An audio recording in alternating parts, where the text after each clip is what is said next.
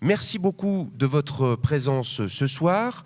Je reconnais quelques têtes, donc je pense que parmi vous, certaines et certains ont déjà participé aux autres sessions ou à quelques-unes des autres sessions. Un petit rappel du fonctionnement. La soirée va être ponctuée de différentes interventions de spécialistes, mais il faut qu'elle soit aussi ponctuée de vos questions, vos remarques et vos réactions. La ville et communauté de communes d'Argentan souhaite que cette université populaire des transitions soit participative et qu'elle permette le dialogue, l'échange, même quand on n'est pas sur un sujet comme celui qu'on va aborder ce soir. Pour prendre la parole, poser des questions, plusieurs solutions, mais le plus simple, vous verrez tout à l'heure, on y reviendra tout à l'heure, il y aura un numéro de téléphone portable qui s'affichera et vous pourrez poser, il est là, vous pourrez poser des questions par texto, rien de plus simple, par texto. Je ne garantis pas qu'on pourra prendre toutes les questions, surtout s'il y en a beaucoup, mais moi je vais voir au fur et à mesure les questions qui vont s'afficher là, et on essaiera, en fonction de l'état d'avancement de la soirée, de glisser certaines de vos questions pour que nos intervenants et intervenantes puissent y répondre. Vous trouverez aussi à la sortie, je le dis tout de suite, la librairie 1001 histoires qui proposera des ouvrages sur la thématique de ce soir et notamment des ouvrages de nos deux intervenants que je vous présenterai tout à l'heure. Ils seront même, je pense, disponibles pour les dédicacer si vous le souhaitez. Ce soir, nous allons parler de lien social, relations humaines. L'enjeu du siècle était même posé comme question. Les relations sociales, relations humaines, sont-elles l'enjeu du siècle? Le lien social, comment le définir? Il y a plusieurs sortes de définitions. J'en ai trouvé une là que je trouve assez intéressante qui vient de l'agence d'urbanisme de Paris qui a fait une grande enquête sur les liens sociaux dans le Grand Paris. Les liens sociaux désignent l'ensemble des relations qu'entretiennent un individu ou un groupe d'individus. Elles peuvent être de nature différente, familiale, professionnelle, de voisinage, liées au loisir, ponctuelles ou plus durables. Ils forment une ressource, un capital, en cas de besoin, lorsqu'il s'agit de partager une information sur un événement, de recommander une connaissance ou de demander de l'aide à un voisin, par exemple.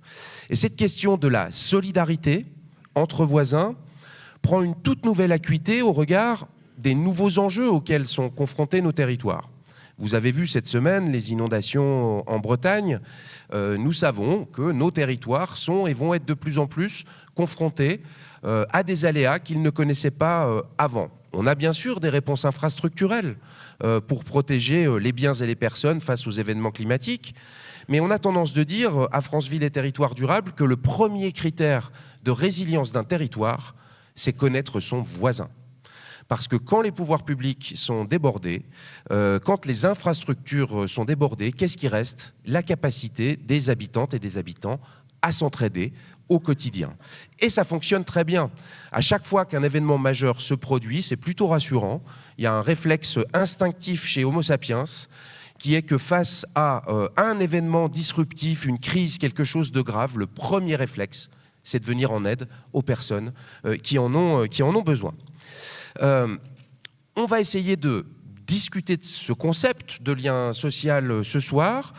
On va aborder des nouveaux concepts, notamment qui sont dans les ouvrages que je vous présenterai tout à l'heure. Mais pour démarrer cette soirée, je vous propose, en remerciant Génération Geek, qui assure à la fois la technique, la retransmission en direct sur YouTube de l'ensemble des cycles de conférences, nous allons commencer par une petite animation qui présente l'analyse des besoins sociaux à Argentan pour commencer directement sur des données qui viennent du territoire. Si c'est possible, allez-y.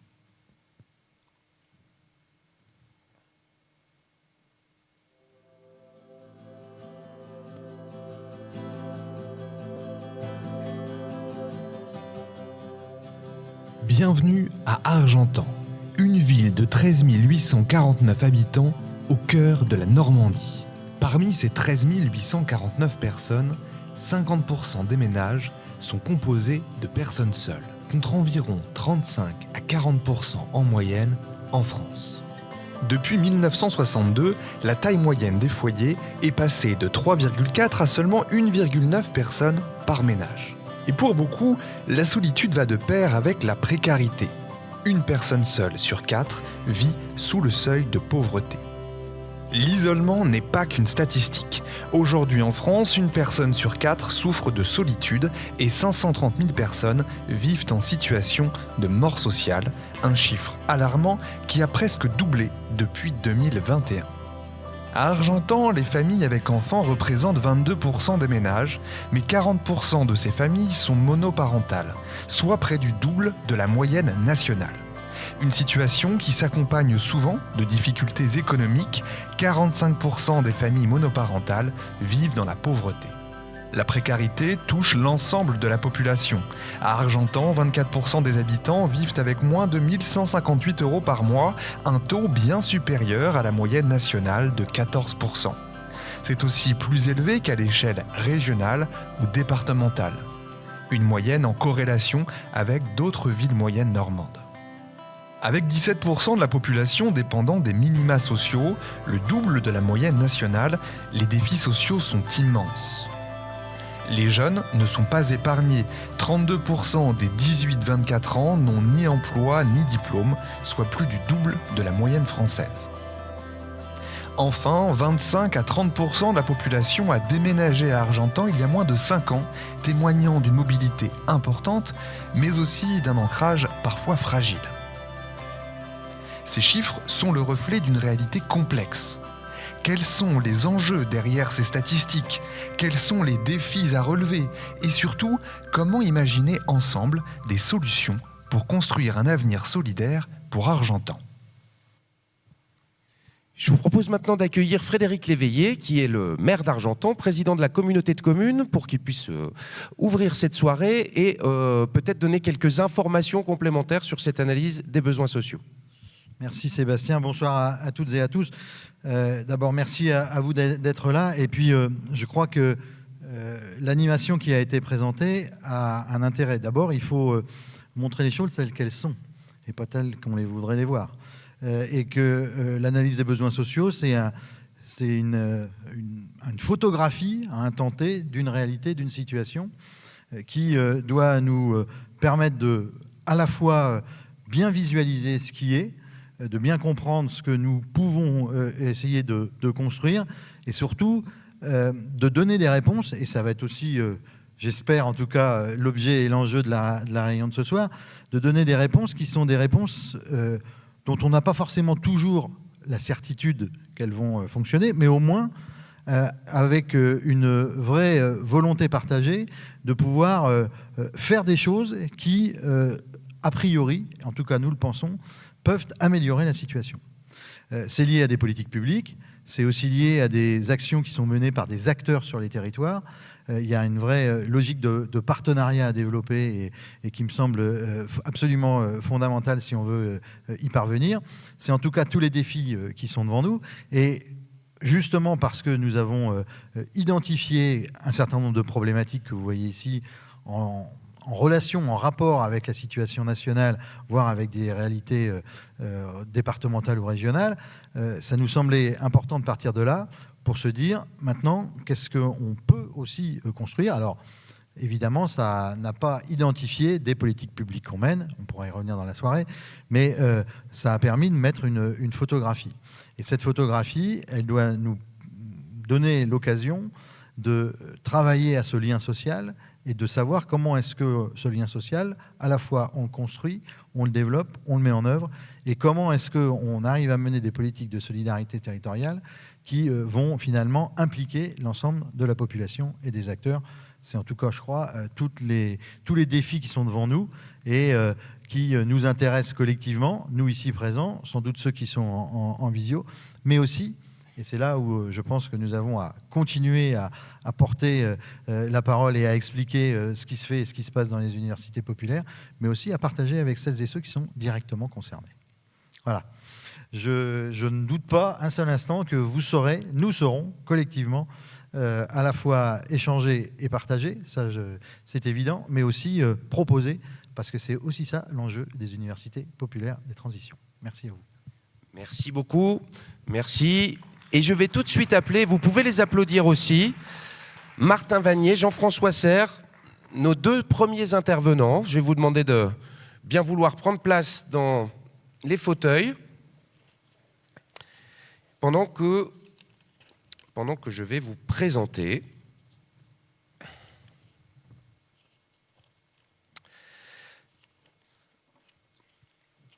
Alors Martin Vanier est géographe, il est cofondateur de la coopérative Acadie, il est professeur à l'école d'urbanisme de Paris.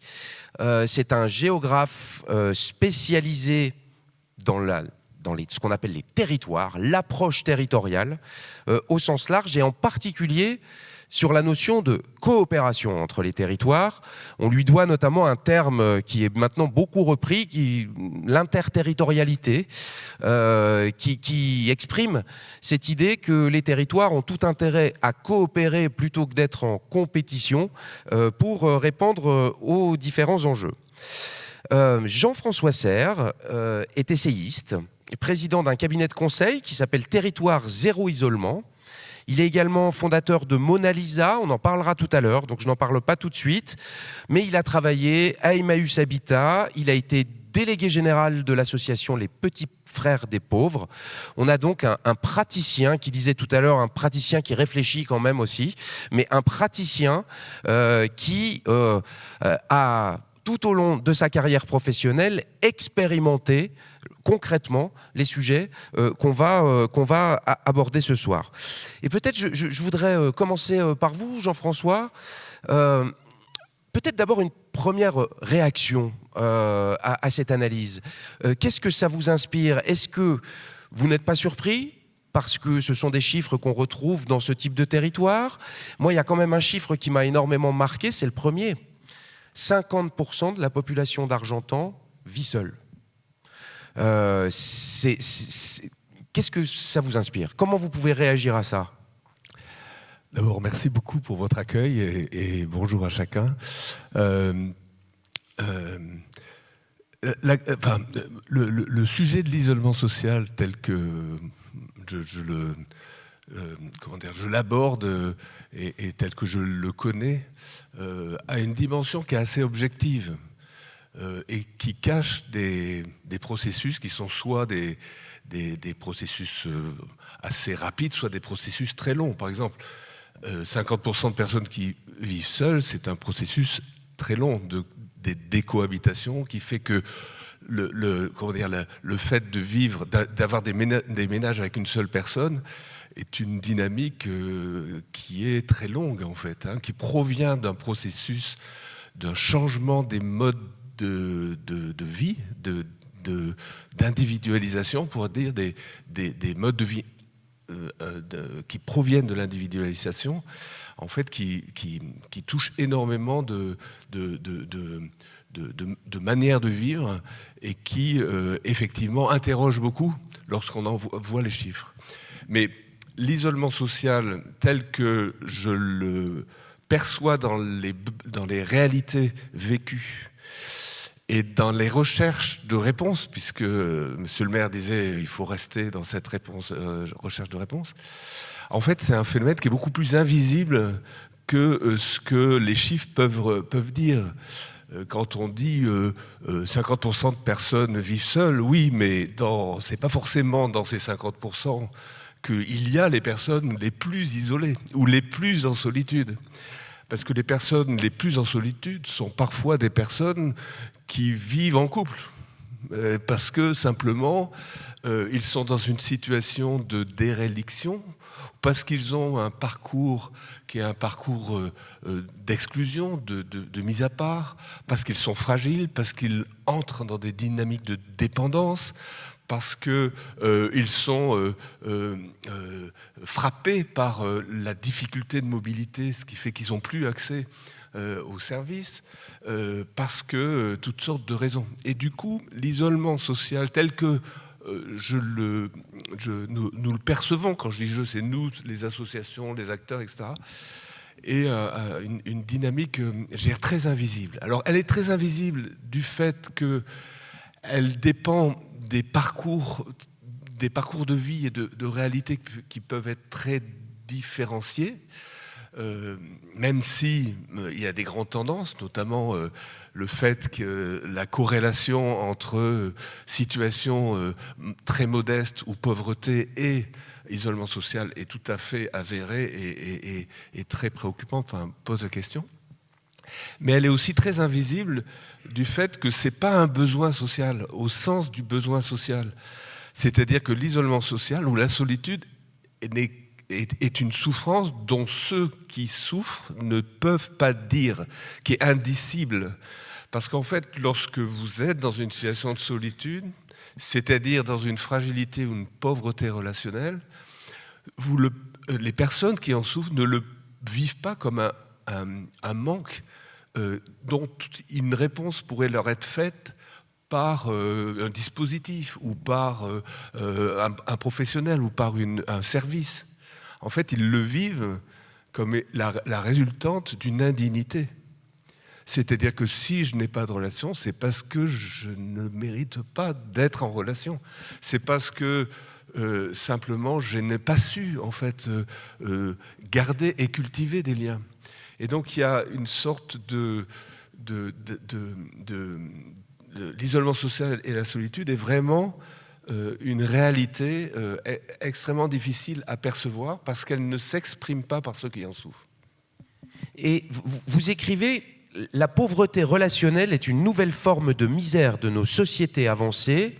Elle touche les plus fragiles, mais pas seulement. » Donc ce que vous venez d'évoquer, en fait, vous disiez qu'il y a, certes, quand on est par ailleurs dans un statut social ou des conditions sociales difficiles, on peut avoir cet effet renforcé, mais l'isolement, ça peut toucher toutes les catégories sociales ? Oui, alors, oui, en réalité, dans les chiffres qu'on voit, parce que l'isolement social est observé à partir d'un certain nombre de critères objectifs, dans certains observatoires qui tentent depuis quelques années d'essayer d'objectiver l'isolement social. On voit qu'effectivement, et ils l'objectivent en mesurant, j'allais dire, le nombre de relations dont une personne dispose, le fait qu'elle soit rare ou pas, qu'elle soit diversifiée dans les réseaux ou pas. Et à partir de ces éléments-là, en fait, il y a la corrélation qui est identifiée entre la pauvreté et l'isolement social, entre la fragilité, j'irais plus loin, plus largement la fragilité, c'est-à-dire lorsqu'on est en situation de santé fragile, lorsqu'on est en situation de handicap, lorsque, vieillissant, on entre dans des moments de dépendance, on est beaucoup plus fragile à l'isolement social, ce qui d'ailleurs est contre-intuitif, puisque nous sommes quand même dans une société où on imagine que lorsqu'on est en difficulté, en pauvreté, se resserrent en fait les liens autour de soi. Eh bien, en réalité, ce n'est pas tout à fait le cas. Mais dans ces chiffres, on voit apparaître en fait cet isolement social dans des catégories dont on n'aurait pas pensé qu'ils le vivraient. Les agriculteurs, de toute évidence, sont vraiment... le nombre de suicides chez les agriculteurs est un élément, enfin un marqueur extrêmement préoccupant. Mais chez les artisans, par exemple, 40% des artisans se disent souffrir de solitude, 40% des artisans. Mais aussi, et notamment on l'a beaucoup regardé suite à la crise du Covid, la jeunesse, l'isolement social dans la jeunesse est extrêmement préoccupante avec des pics de sentiments de solitude. Alors, dans l'isolement social objectivé, les jeunes sont frappés, mais dans le sentiment de solitude, c'est-à-dire le sentiment de ne pas bénéficier de relations qui permettent en fait de se sentir vivant, grosso modo, c'est les jeunes qui en souffrent le plus. Donc on voit que, et d'ailleurs, on peut regarder ça au Japon, ce qui est très intéressant, parce qu'au Japon, ils ont donné des noms que j'oublie à chaque fois, je suis désolé, pour parler en fait d'un phénomène social qui est celle des morts solitaires, c'est-à-dire le nombre de personnes qu'on trouve mortes, décédées chez elles, après des jours, des mois, parfois davantage, au Japon est considérable. C'est autour de 70 000 par an. Donc, et là, c'est plutôt les personnes fragiles et les personnes âgées qu'on trouve dans cette situation. Mais il y a un autre phénomène qui est le repli des jeunes adultes, des jeunes et des jeunes adultes qui sont des phénomènes de repli. C'est une sorte de sociose qui fait que un nombre extrêmement important de personnes ne sortent plus de leur chambre. Et donc vivent une solitude qu'on pourrait presque dire choisie, mais qui est plutôt une solitude qui provient d'une sorte de crainte des irritants que produit la société, et qui fait que, eh bien, on constitue dans le refuge de sa chambre, ou dans le refuge de son ménage au sens le plus petit possible, un espace où on va retisser des relations sans les corps. C'est-à-dire des relations numériques, des relations sans les corps.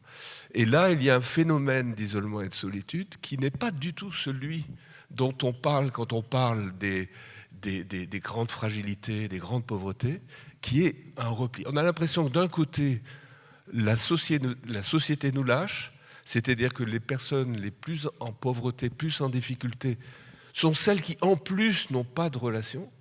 Et je pense que dans les expressions des souffrances sociales, on entend ça, c'est-à-dire le sentiment d'abandon, le sentiment de n'être jamais entendu, jamais écouté, provient bien sûr d'une crise de la démocratie, mais plus proche de ça, d'un profond isolement de ceux qui sont pauvres ou de ceux qui se sentent loin et qui vivent ça. Mais il y a un autre phénomène, c'est celui d'une société qui se replie sur soi. Et là, c'est plus la société nous lâche, mais en fait, c'est nous qui lâchons la société. C'est-à-dire qu'on se replie dans une société qui va devenir de plus en plus la société du domicile.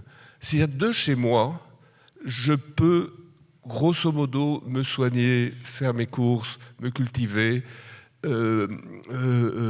finalement faire à peu près tout ce que je pourrais faire si je sortais, sans sortir. Et donc, il y a une sorte de... On a entendu la société du cocon, mais c'est assez vrai, c'est-à-dire qu'il y a ce risque-là. Et du coup, ces deux phénomènes méritent d'être compris ensemble.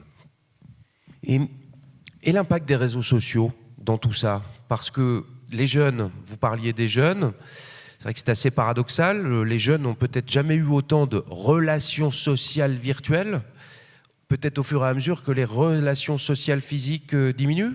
Vous avez une analyse plutôt positive ou négative, les réseaux sociaux, sur l'isolement? Forcément une analyse ambivalente, puisqu'on voit bien que les réseaux sociaux... D'abord, je crois que les réseaux sociaux sont le signe de la soif extrêmement puissante de relations que chacun d'entre nous a dans cette société. Et d'ailleurs, c'est assez frappant quand on est dans les transports en commun et qu'on voit les personnes... Alors, c'est un peu moins vrai maintenant, mais au début des premiers réseaux sociaux, on voyait les visages sourire, retrouver la joie de la relation au travers des réseaux sociaux. Donc, je pense que les réseaux sociaux... Enfin, la technique est toujours la résultante d'un besoin puissant de la société. Le besoin relationnel est considérable. Il est considérable. Sinon, il n'y aurait pas une si grande réussite des réseaux sociaux. Donc, la première chose, peut-être, on pourrait dire ça. La deuxième chose, c'est que les réseaux sociaux sont extrêmement intéressants dans la possibilité, dans le potentiel relationnel qu'ils ouvrent. C'est-à-dire, effectivement, on peut être en relation avec le monde entier et on peut conserver des amitiés avec quelqu'un qui habite très loin et en gardant des relations. Et d'ailleurs, pour les personnes âgées que je connais, enfin, dont je connais les situations d'isolement, en fait, et pour chacun d'entre nous, et pour moi-même, qui ai un fils à Taïwan, je suis quand même extrêmement content de pouvoir le voir en vidéo, voir sa famille et garder le lien. Donc oui, c'est utile. Mais pour ceux qui n'ont pas construit des relations, j'allais dire, naturel, au sens où les corps sont là, où on peut se voir en vrai et se toucher en vrai. Les relations qui se tissent au travers des réseaux sociaux peuvent enfermer dans une sorte de piège, en fait, ceux qui utilisent de façon extrême les réseaux sociaux. Et d'ailleurs, dans les chiffres, les personnes qui souffrent le plus de solitude sont ceux qui utilisent le plus les réseaux sociaux. Donc c'est tout à fait identifié. C'est très intéressant. Une première question est arrivée, ça tombe bien, je la poserai à Martin Vanier juste après, donc message, n'hésitez pas à poser des questions par texto, on essaiera vraiment de faire réagir nos intervenants pour y répondre. Martin, on se tutoie dans la vraie vie, donc je ne vais pas faire semblant. Martin, tu viens de publier un nouvel ouvrage qui s'appelle Le temps des liens, essai sur l'antifracture. Je ne sais pas si on peut le voir. Ah, je vais me mettre plutôt comme ça. Voilà, pour qu'on puisse au moins le voir sur la visio. Je le disais tout à l'heure en introduction, pendant des années, tu as dit « coopérons plus ». Et maintenant, on dirait que tu dis « fracturons moins ». C'est peut-être le signe d'une évolution, non ? J'aimerais bien que tu nous en parles un peu et n'hésite pas aussi à réagir à la fois sur l'analyse des besoins sociaux, sur ce qu'a dit Jean-François Serre, et pour que ça soit complet, je te donne la question qui est posée par une personne du public. Est-ce qu'on ne s'isolerait pas parce que la société est vachement plus violente qu'avant ? C'est à toi.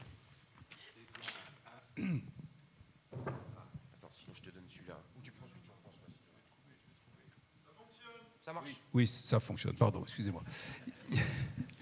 Comme quoi, si on se parle, ça va mieux. Merci. C'est à mon tour de vous dire bonsoir et puis de vous dire évidemment l'intérêt qu'on a certainement Jean-François et moi et Sébastien de se trouver dans cette configuration. Je me disais au tout début que c'est pas souvent qu'on a un sujet ensemble sur lequel il n'y a pas d'experts. Parce que nous sommes collectivement tous en mesure d'avoir un raisonnement, une vision, une compréhension de ce qui nous lie, parce que par définition, c'est nous. Voilà. Donc, on n'est pas en train de parler de technologie, de mondes professionnels qui nous sont étrangers ou de réalités lointaines. On est en train de parler de ce qui nous fabrique collectivement et individuellement. Alors ça amène à beaucoup de, mais on l'a entendu, hein, de modestie et de nuances de notre part, puisqu'on ne peut pas venir professorer sur le sujet. Mais ça amène aussi beaucoup de devoirs de votre part, parce que vous allez devoir rentrer dans l'échange assez rapidement. Alors, tu me tends une perche, je la saisis à moitié parce que tu m'emmènes tout de suite sur le champ de l'action, de la politique, par la question fort légitime que tu poses. Pourquoi j'ai commencé il y a maintenant 15 ans à réfléchir à la question suivante.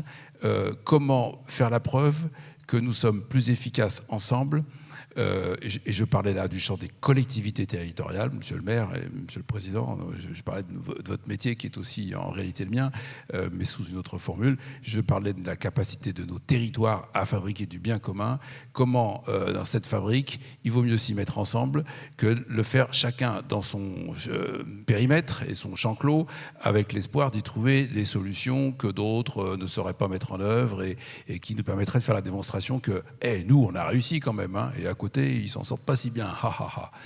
Et comment ce ha, ha, ha est assez dramatique parce que les conditions par lesquelles nous allons surmonter tous les défis qui nous assaillent, et les défis écologiques ne sont pas les moindres, sont de toute évidence, comme c'était le titre du bouquin, interterritoriales. Autrement dit, l'efficacité demain est à la mesure de ce que nous savons construire ensemble. Et quand il y a des ensembles, il y en a plein des ensembles. Il y a les ensembles intercommunaux, il y en a des plus larges, il y en a des lointains, etc. etc.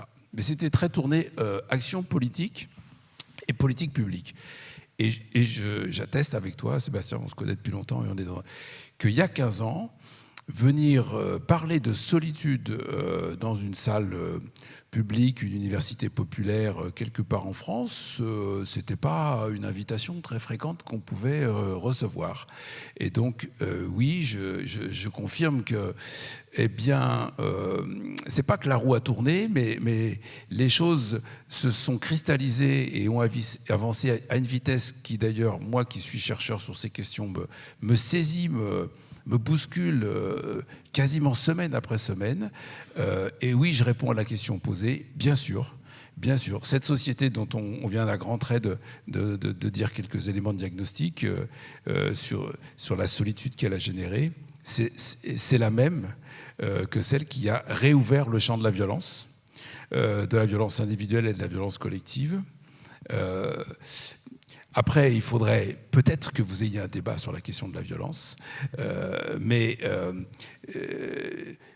il serait peut-être hasardeux de faire des comparaisons historiques pour se rappeler ce qu'elle était dans nos villes et nos villages du 19e, de l'entre-deux-guerres, de l'après-guerre, etc., pour ne pas trop mythifier l'état de paix sociale de nos campagnes et de nos villes à une époque où ça pouvait être très rugueux aussi, dans les conflits sociaux, dans les relations entre les communautés, dans les rapports hommes-femmes, ô combien, etc., dans les rapports à l'enfance, qui n'étaient pas extraordinaires dans beaucoup de milieux et les plus variés. Donc, ne mythifions pas notre passé comme étant pas un passé de violence, mais reconnaissons aujourd'hui qu'elle s'exprime, qu'elle prend des formes, qu'elle prend des virulences, qu'elle a une efficacité décuplée. Je pense par exemple à la violence qui est faite aux jeunes adolescents entre le CM1 et la fin du collège, et qui transite par ces fameux réseaux sociaux dont on vient de parler, qui génère cette fameuse solitude préadolescente et adolescente qui est extrêmement inquiétante et interpellante, et qui remplace la violence qu'on a tous eue, parce qu'on est un peu de la même génération, il y a aussi des plus jeunes. Hein. Mais enfin bon, vous vous rappelez la guerre des boutons. Hein. Donc voilà, je peux évoquer quelque chose avec vous sur c'est la France des années 50, mais ça se réfère à un livre bien plus ancien qui est plutôt l'état des relations entre enfants à la fin du 19e. Cette violence-là, parce que c'est assez violent, moi ça m'a un peu traumatisé quand j'étais petit, la guerre des boutons, je dois vous avouer. Je ne rentre pas dans les formules qui ont été utilisées dans le film pour dire pourquoi ça m'a traumatisé en tant que petit garçon, mais voilà, on n'est plus dans cette même violence. Et pourquoi cette société déploie cela ? Et en vous écoutant, Jean-François, j'en voyais le motif aussi derrière tout ce que vous avez raconté. Nous avons à affronter ce que nous avons généré en tant que société, une société d'individus. Je ne sais pas ce que vous en pensez, hein, mais une société où la valeur de l'individu a beaucoup monté, contrairement à ce qu'on pourrait se dire, mais montant, elle a aussi généré cette valeur, toute une série d'enveloppes, de masques, de retrait et au bout du compte de déliaison, qui fait qu'aujourd'hui, quand on parle du lien social, parce que c'est notre sujet, on ne l'aborde exclusivement, c'était le cas dès le départ, que par ses défauts, ses défaillances, son absence, sa perte. En négatif, on aborde le sujet du lien social dans notre société d'individus, c'est notre société individualisée, par le fait que il défaille, ce lien social. Voilà. Donc, au moins, là, sur le deuxième bouquin, moi, ce que j'ai voulu faire, c'est raconter le verre à moitié plein, plutôt que d'apporter ma contribution, parce que c'est très bien fait, puis en vous écoutant, ça me nourrit beaucoup par rapport à ce qu'on doit chercher à comprendre. Je ferai une petite variation sur isolement et solitude, parce que pour moi, c'est deux mots qu'il faut pouvoir justement manipuler, pas d'une façon indifférente, mais on doit continuer à raconter beaucoup de choses sur la montée des solitudes en France et dans notre société.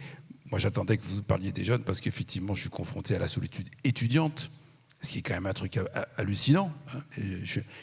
J'habite Paris, mais je travaille dans une région de 12 millions d'habitants qui fréquentent des transports en commun saturés et dans des grands... Et en fait, un des problèmes majeurs de la psychologie des 18-30 ans que je fréquente, c'est la solitude.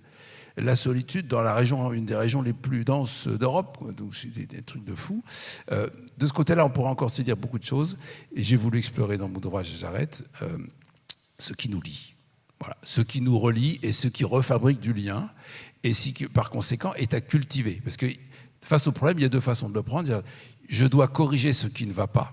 Donc il faut aller chercher les gens, il faut remettre de l'humain dans le service, il faut recréer de l'espace, etc. Il faut faire des choses comme ça, il faut une politique culturelle, il faut un tas de choses que beaucoup de collectivités font, bien sûr, hein, éducatives, dans la santé, etc. etc.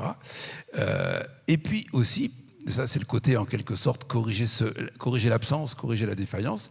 Et puis, il faut furieusement cultiver ce qui est l'énergie de la société et qui continue à lier, relier, fabriquer du commun, faire vivre l'identification, etc. Parce qu'on peut se raconter aussi une autre société. C'est celle qui vibre ensemble. Alors, il y a combien de jours de match de Ligue 1 en France? Je me rappelle plus, je crois qu'il y en a 2. Tu t'y connais pas plus que moi. Enfin, il me semble qu'il y a 2 rendez-vous dans la semaine. C'est celle qui est à la sortie de l'école, et toute école, qui est un lieu essentiel de sociabilisation et qu'on revit quand on est parent à chaque fois que, etc. Bon, voilà, je ne vais pas vous faire la liste de tous ces lieux de sociabilité qui nous permettent quand même de ne pas complètement douter de la société d'individus qui est la nôtre. Mais ça exige de notre... Moi, je trouve qu'on est sur un sujet d'immense responsabilisation individuelle et collective. Cette société d'individus, je ne la récuse pas. Celle dans laquelle j'ai grandi, je suis né, j'ai fait toute ma vie. Mais il faut être à hauteur des défis sociaux et politiques que ça trace. Et là, aujourd'hui, effectivement, nous sentons l'assaut de ce qui nous met dans des grands dangers démocratiques, sociétaux, sanitaires et de santé collective. Enfin, il y a des désordres tout à fait inquiétants. Et on se dit, une des compétences des collectivités territoriales aujourd'hui, c'est d'avoir une politique contre la solitude, et si je dois le dire d'une façon positive pour terminer mon propos, une politique de la reliance ou une politique du lien social, explicitement construite comme telle, et résolument transversale sur toute une série de champs, parce que ça ne fonctionne plus tout seul. Ça a eu fonctionné tout seul, comme disait Fernand Reynaud, ça a eu fonctionné. J'ai des références anciennes, quand même. Fernand Reynaud, La guerre des boutons, je m'impressionne moi-même. Oui, c'est pas là. Je peux réagir parce que forcément, mais moi je suis... oui, je crois qu'on est dans un moment de transition des formes d'attachement, de nos formes d'attachement. En fait, c'est parce qu'on est dans un moment de transition. C'est pas simplement comment dire, des ruptures ou des manques ou des défauts. En fait, c'est une transformation très profonde. Et notamment quand on parle de la marche de notre société d'individus, souvent on parle par exemple des relations de l'anonymat de l'espace public. Oui, on est aujourd'hui dans un monde où c'est très rare qu'on rencontre quelqu'un qu'on connaît et qu'on peut saluer. Ce qui était le contraire précédemment, c'était très rare de rencontrer quelqu'un qu'on ne connaissait pas. Donc on a changé vraiment de monde de ce point de vue-là. Eh bien, dans ce monde-là, c'est un monde de grande indifférence et de grande tranquillité. En fait, dans cet anonymat, on y est tous très bien comme dans un bain tiède. C'est-à-dire, en fait... on peut faire tout ce qu'on veut, on peut penser ce qu'on veut, on n'a pas besoin, chacun d'entre nous n'a aucune responsabilité sur cette tranquillité. C'est-à-dire, en fait, on n'a pas à se confronter au risque des qu'en dira-t-on et de ce que penseraient les autres sur ce qu'on vit ou ce qu'on est, et donc on n'a pas besoin de polir son attitude, et donc on est dans des relations aciviles. C'est-à-dire, en fait, qui n'ont pas besoin d'être civils. Et ça, on pourrait dire que c'est une perte. Non, en fait, ce n'est pas qu'une perte. C'est l'aboutissement, en fait, d'une société qui a construit une tranquillité qui est celle-là. Je vais prendre l'exemple aussi du soin et des droits, enfin, pas pour être trop large, mais... on est dans une société où ce que vous disiez tout à l'heure sur les relations aux enfants, aux vieux, au voisinage, à la violence des communautés villageoises, où en fin de compte, ce qui se passe dans les familles ou ce qui se passe dans les villages n'était pas que de la solidarité, mais il y avait de la violence et du manque de soins. On a sorti le soin et la protection de la responsabilité individuelle et relationnelle. Nous cotisons pour que ceux qui ont besoin bénéficient des services objectivés est détaché en fait des relations nécessaires pour obtenir. J'ai pas besoin de prouver ni mon mérite, ni le fait que je suis en accord avec quiconque pour bénéficier des soins médicaux. J'ai pas besoin de ça. Et c'est une grande victoire, en vérité. C'est une extrêmement grande victoire. C'est-à-dire que la protection sociale et la socialisation du soin et finalement l'état de droit est une victoire extraordinaire pour la liberté individuelle. Sauf que elle a évidemment construit des individus, moi que j'appelle individus flottants, c'est-à-dire quelque part qui n'ont plus forcément de compréhension et de grammaire de ce que ça veut dire ou de ce que pourrait être le soin dont ils sont responsables. Et donc, ces liens de prendre soin mutuellement entre nous, de voisinage, d'attention, de protection, de solidarité, d'entraide proche, en fait, n'est plus une culture portée par les besoins de la société. Vous savez, on peut vivre en voisinage sans avoir besoin les uns des autres aujourd'hui. Précédemment, moi j'ai vécu dans un petit hameau en Creuse. Les anciens, il y avait vraiment une culture de l'ensemble, et quand on se disputait, on faisait bien attention que ça n'aille pas trop loin, parce que au moment où il n'y avait plus d'eau, il fallait quand même qu'on se partage, et puis il y avait quand même des terrains ensemble pour faire en sorte que les chèvres ou les moutons aient de quoi manger, et que donc la survie dépendait de notre solidarité et de l'entraide. Il n'y a plus rien qui dépend de l'entraide, il n'y a plus rien qui dépend en fait de nos relations qui comptent entre nous. Et donc c'est une transition complète. Et c'est pour ça que je suis en accord complet avec le fait qu'il faut que ce sujet devienne, pour moi c'est la politique des politiques. En fait la politique c'est, et grosso modo que chacun d'entre nous vive quotidiennement en fraternité, c'est bien ça quand même qui nous protège de la désolation. Hein. Donc je veux dire, les sociétés où ça ne se passe plus, c'est quand même les sociétés qui sont les plus fragiles aux tyrannies et finalement à ce que nous on a connu en Europe et dont on fête aujourd'hui la fin voilà, il y a 80 ans. Donc on voit à quel point le sujet est important, mais que c'est un sujet qu'il faut, dans lequel il faut entrer comme vous le disiez, avec à la fois beaucoup d'humilité, beaucoup de co-responsabilité, parce que c'est quelque chose qui concerne chacun d'entre nous, et en même temps une urgence que je trouve extrêmement prégnante. Non, du coup, il y a un dialogue entre nous, mais il ne faut pas que ça vous empêche. J'ai justement des questions qui arrivent juste après. Non, alors simplement dire que j'attire votre attention sur le fait que cette pensée-là, celle de Jean-François, que je ne connaissais pas avant de venir, c'est exactement ce que Edgar Morin, auquel j'emprunte le concept de mon bouquin de reliance, appelle une pensée dialogique. Et je trouve important de le souligner parce qu'une pensée dialogique, c'est une pensée qui amène des contraires pour les faire fonctionner ensemble. Pour les faire fonctionner, ça ne veut rien dire, mais pour que nous les pensions ensemble et que nous travaillions cet ensemble de choses contradictoires. C'est le contraire d'une pensée simplificatrice, sectaire, et qui ne voit qu'une moitié du monde parce que l'autre, ça l'embête de la voir avec. Et ça, c'est une très belle exigence parce que ça nous empêche tous de nous dire « Oh ben, c'est pas compliqué, c'était mieux avant ». Voilà, donc fin de l'histoire, on a fait une soirée passionnante, mais en fait on est sorti en se disant tout ce qu'on a perdu, vivement qu'on retourne en arrière. On ne peut pas faire ça. Ça nous empêche de dire cette société d'individus est une catastrophe, on ne sait pas quoi en faire d'ailleurs parce qu'elle est là et elle s'impose.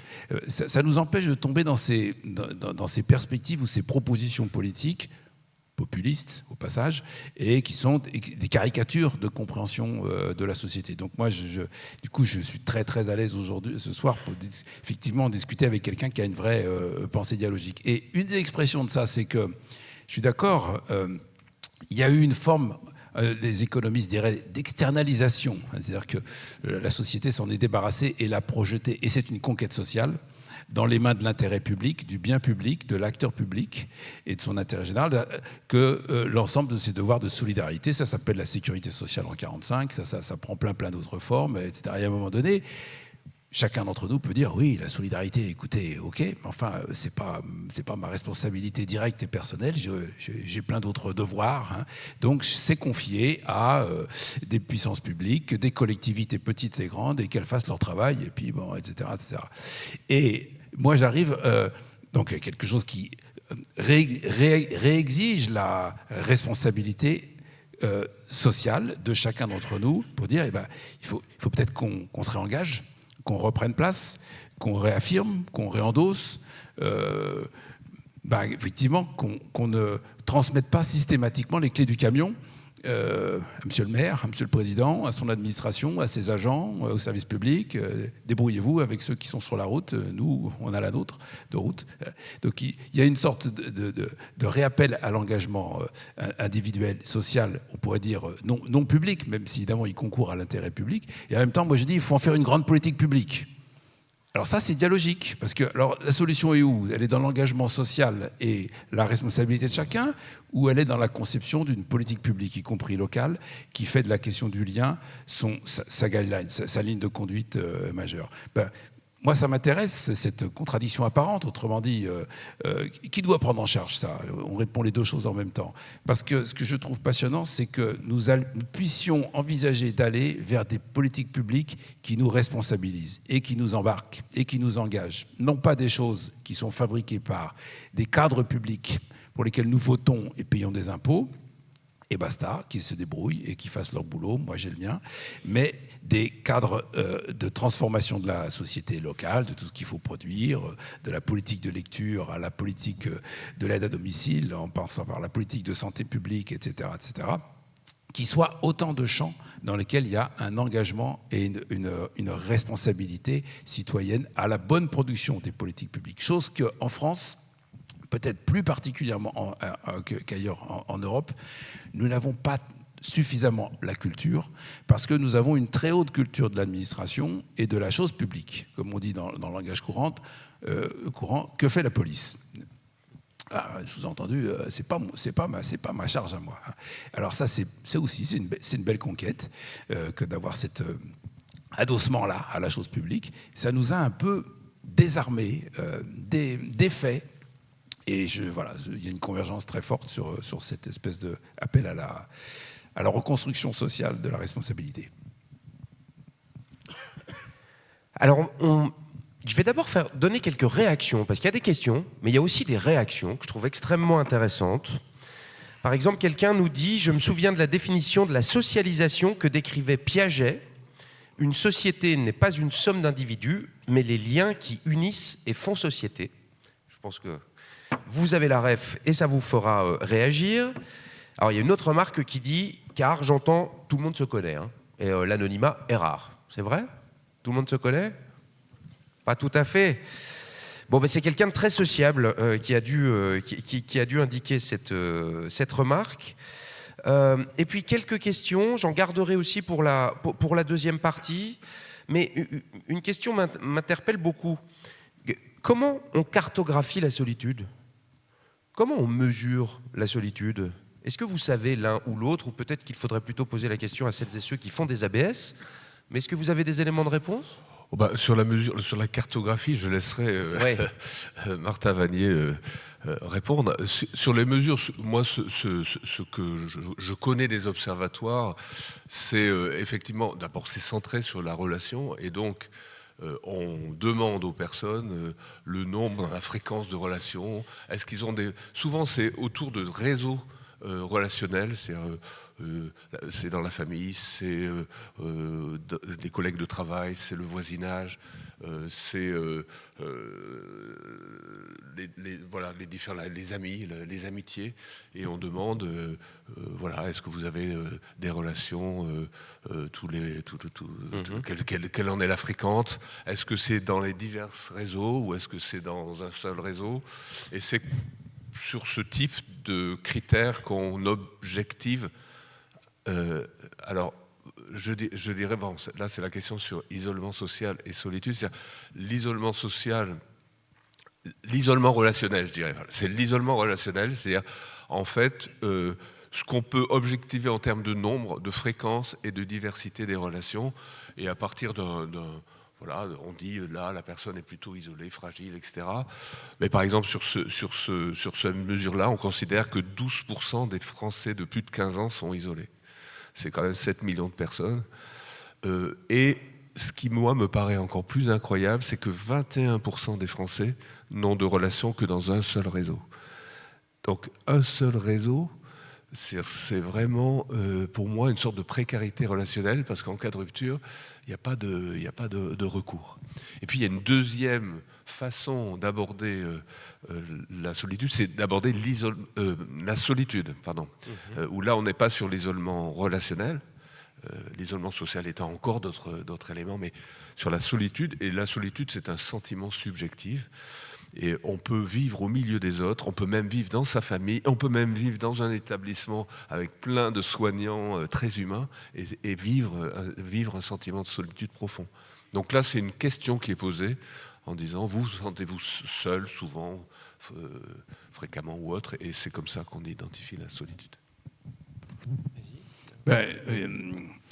Il n'y a pas qu'une solitude, il y a diverses formes de solitude pour prolonger, et certainement, Jean-François, vous avez plein d'exemples dans votre mission et dans votre passé professionnel et dans ce que vous faites encore dans votre engagement. Et voilà, je parlais de la solitude en plein cœur de la région parisienne, la solitude dans le grand ensemble. L'habitat de grand ensemble, évidemment, c'est pas la même que celle qui est en plein cœur de la Bretagne, dans la communauté de communes de Kerbrez, quoi, où on est très loin de tout, ou de ces régions du Clunisois que je connais entre Charolles et Cluny. Enfin bref, j'ai en tête un tas d'endroits où on peut se dire, oula, les gens doivent se sentir un peu seuls là. Et en fait, à partir du moment où on commence à identifier des formes de solitude qui sont attachées à des conditions sociales et spatiales, c'est qu'on construit le problème. On en fait un problème politique dans le sens où, effectivement, on peut se dire, comme on fait une analyse sur la santé publique, voilà des catégories de situations qui doivent avoir des traitements spécifiques, enfin des traitements, c'est affreux comme terme, mais enfin des approches spécifiques. Je voudrais dire un mot sur pourquoi je tiens à excusez-moi, ça pique un peu, isolement et solitude, parce que l'isolement peut résulter d'une situation dont on prend plus ou moins le parti en fonction d'un certain nombre de contraintes. Moi, je ne suis pas parisien, je suis plutôt alpin, donc je vois ce que c'est que l'isolement en montagne, parce que c'est pour une partie des communautés historiques, et encore aujourd'hui, le simple fait de se trouver un peu loin de beaucoup de choses, voire même un peu coupé par les saisons, et donc de ne pas forcément vivre dramatiquement cette mise à distance ou ce fait que les relations sont moins nombreuses, ceux avec lesquels on peut les avoir sont moins nombreux, etc. etc. Donc il y a aussi des situations d'isolement qui peuvent être relativement souhaitées ou recherchées par le retrait, par la volonté de se mettre un peu à l'écart. Évidemment, c'est une sorte de luxe de ceux aussi qui vivent en majorité dans l'effervescence, l'intensité relationnelle, et qui à certains moments cherchent l'isolement. Et bon, voilà, il y a quand même 10% de ménages français qui ont une résidence secondaire. C'est pas que des happy few, c'est quelque chose de pas si rare que ça.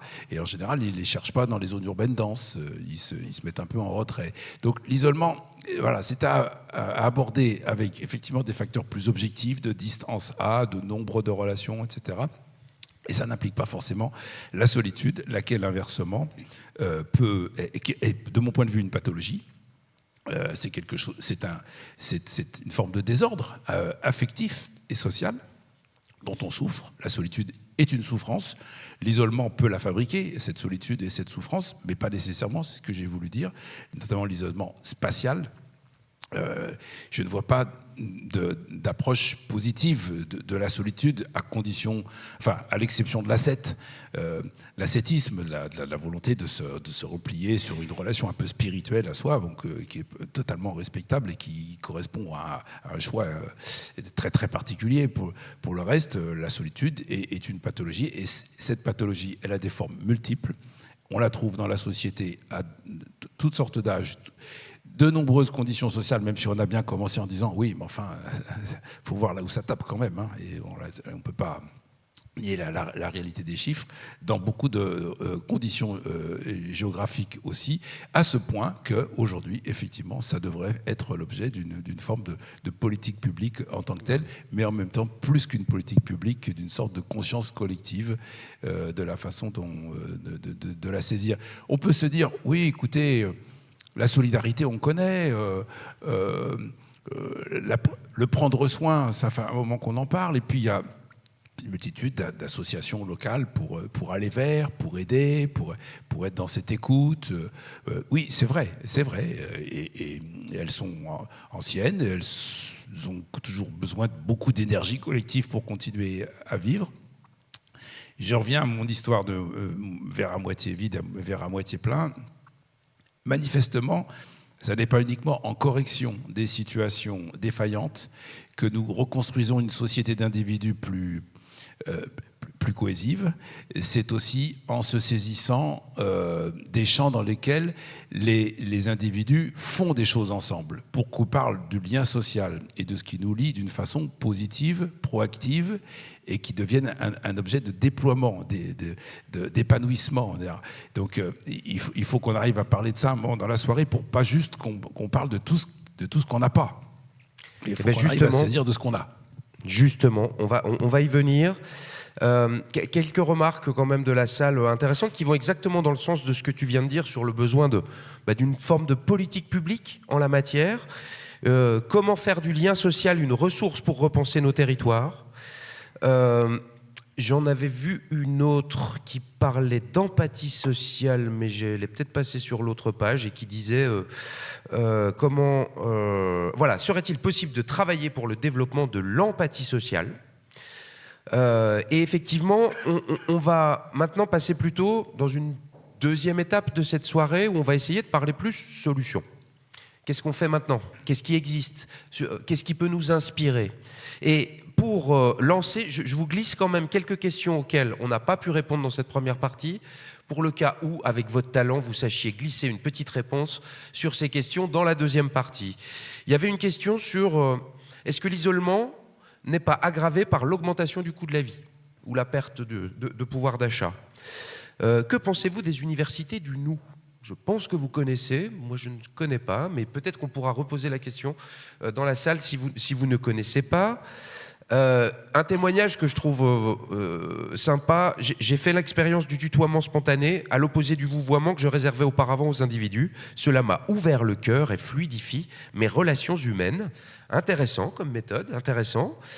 Il y a une question technique sur la mobilisation du corps médical, mais celle-là on la gardera peut-être pour tout à l'heure. Et puis une autre question qui était sur les conséquences éventuelles du télétravail, sur l'isolement. On voit bien qu'il y a a priori un lien possible, et le fait d'intégrer dans les programmes scolaires le vrai rôle de la famille pour répondre à tout ça. Peut-être vous pouvez commencer une petite réponse sur ces questions-là, ce qui donnera le temps à Cindy Coignard, qui est co-directrice de Mobilis, de nous rejoindre sur scène. Est-ce que sur les questions qui se sont affichées, vous voulez réagir en attendant que Cindy nous rejoigne ? Jean-François ? Je peux essayer sans répondre forcément à toutes, je ne suis pas sûr, et rebondir un peu sur ce que Martin Vanier disait sur politique publique. En vérité, on a besoin d'inventer des choses. Dans cette transition, on a besoin d'inventer. Et donc, pour faire du lien social une ressource, puisque c'était une des questions, je pense que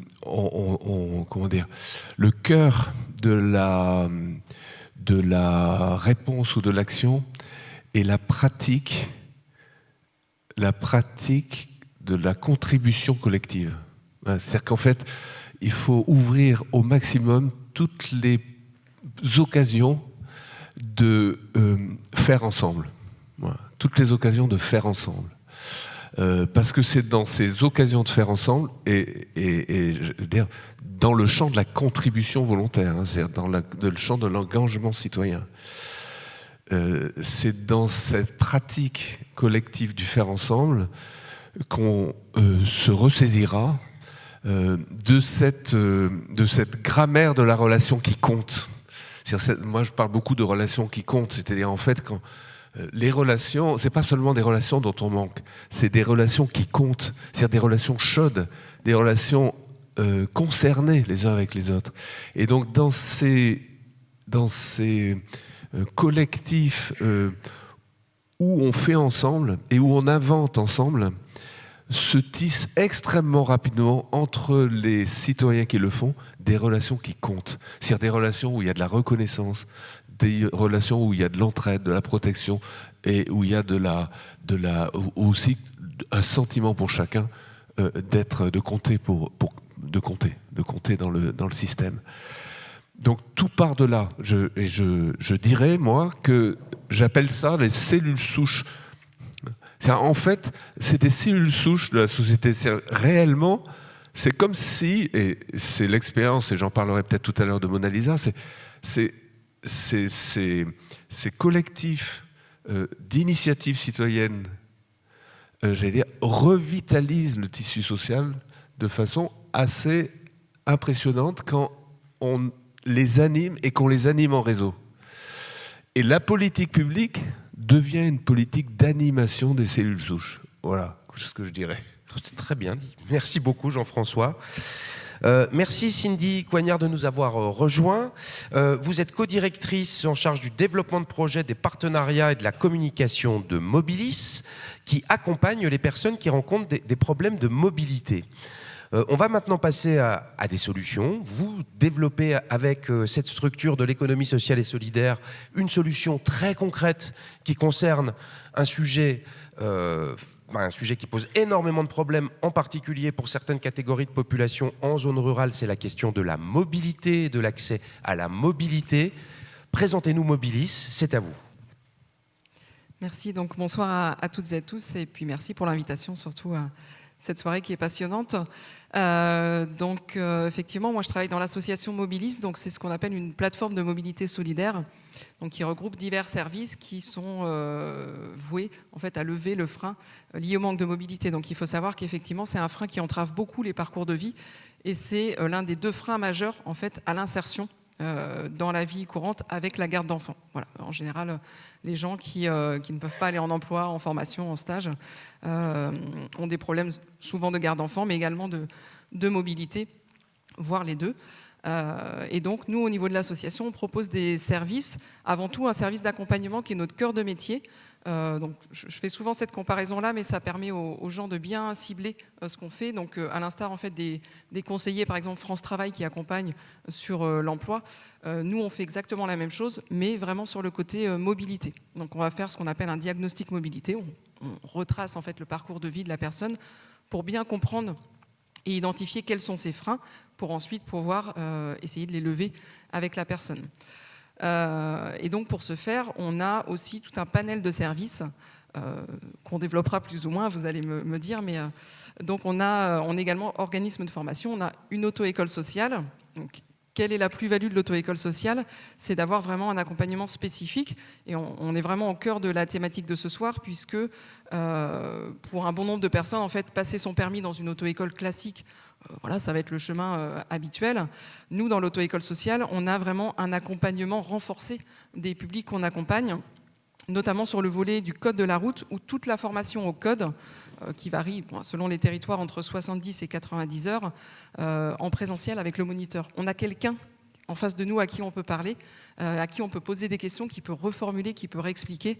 Et voilà, on a vraiment quelqu'un de physique en face, donc ça c'est l'une des grosses plus-values. La deuxième plus-value, c'est la tarification adaptée, puisqu'on accompagne à 90-95% des publics en insertion socio-professionnelle, en situation de fragilité et de précarité.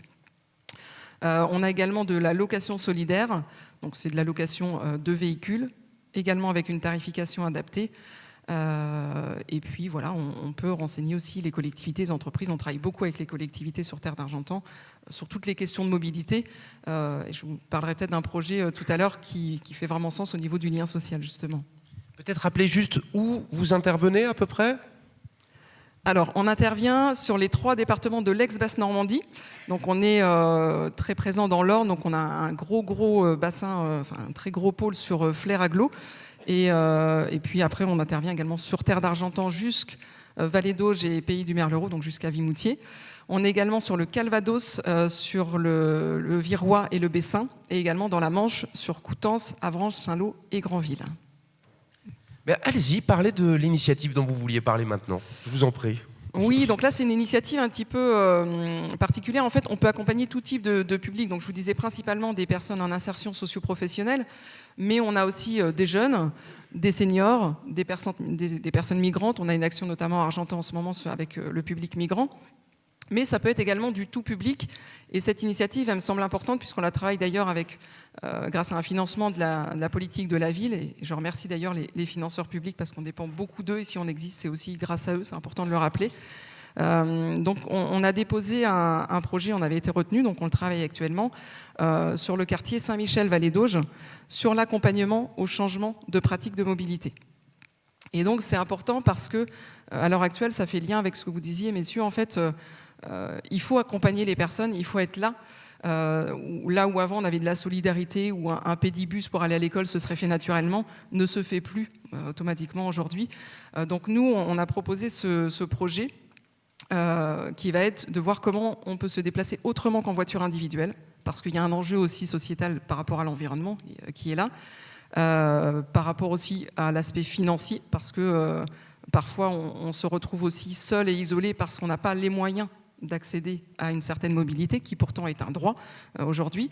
Et donc ce projet, voilà, on va voir mettre des ateliers en place, faire un projet avec l'école également pour accompagner les personnes, les mettre ensemble, faire du lien et voir comment, avec de l'entraide, peut-être, je vais demander à mon voisin s'il peut emmener mon enfant à l'école parce que moi, je n'aurai pas le temps avant d'aller au travail, par exemple. Voilà, ça pourrait être du covoiturage, ça pourrait être de monter un pédibus, un vélobus. Enfin, il y a beaucoup de choses qui peuvent se faire actuellement. Donc l'idée, c'est vraiment ça, d'être au centre, au cœur du quartier et de voir avec les habitants ce qu'on peut faire. Et ce qui est intéressant, c'est que c'est donc une approche qui concerne différentes catégories d'âge, différentes catégories de population. Pendant qu'on est en train de parler de solutions, je pense que c'est le moment, Jean-François, pour nous parler de Mona Lisa. Je propose que vous présentiez cette initiative et puis que vous arriviez à dire comment ça résonne avec tout ce qu'on a dit depuis le début de cette soirée. Alors, Mona Lisa, c'est la mobilisation nationale contre l'isolement des personnes âgées. C'est une démarche qui est née en début 2014, donc qui a fêté ses 10 ans récemment. Et en fait, alors, son histoire est étonnante parce qu'elle est partie d'une initiative nationale, ce qui est presque contradictoire avec ce qu'elle fait et ce qu'elle défend. Mais pas tant que ça, parce que quand c'est bien articulé, ça marche quand même très bien. Donc c'était sous l'impulsion de la ministre déléguée aux personnes âgées qui m'a demandé de travailler à ça, à l'époque, donc Michel Delaunay. Et donc l'idée, ça a été de dire ce qui manque, en fait, ou ce qu'il faut appuyer et soutenir sur les territoires. Un, c'est de la coopération entre acteurs. Alors, c'est pas une idée nouvelle, mais c'est le faire qui compte, quoi. Et donc, animer de la coopération entre les acteurs du champ de l'âge qui sont déjà assez nombreux, qui soient ceux qui hébergent des personnes âgées, ceux qui les accompagnent, ceux qui les soignent, les auxiliaires de vie, les aides à domicile, les EHPAD, etc. Mais bien plus largement que ça, susciter une coopération d'acteurs, de tous les acteurs qui souhaitent et qui sont concernés par cette question-là. Donc ça peut être les bailleurs sociaux, bien sûr, ça peut être alors les collectivités territoriales sont bien sûr à la manœuvre de ça, puisque souvent c'est elles qui initient et qui animent. Les caisses de retraite, les acteurs institutionnels. Et la deuxième idée, c'est que dans cette coopération, l'objectif principal est de faire émerger, de soutenir et d'accompagner de l'engagement citoyen. Parce qu'on n'arrivera pas à améliorer la situation des personnes qui souffrent d'isolement social et de solitude, des personnes âgées notamment, exclusivement par du service. Bien sûr, c'est extrêmement important et la question de l'accompagnement et du service auprès des plus âgés est centrale et doit être améliorée et doit être soutenue. Mais lorsque une personne âgée qui vit et qui souffre de solitude accueille une auxiliaire de vie qui vient 2 ou 3 fois dans la semaine, l'auxiliaire de vie referme la porte sur une personne qui va souffrir des heures de solitude.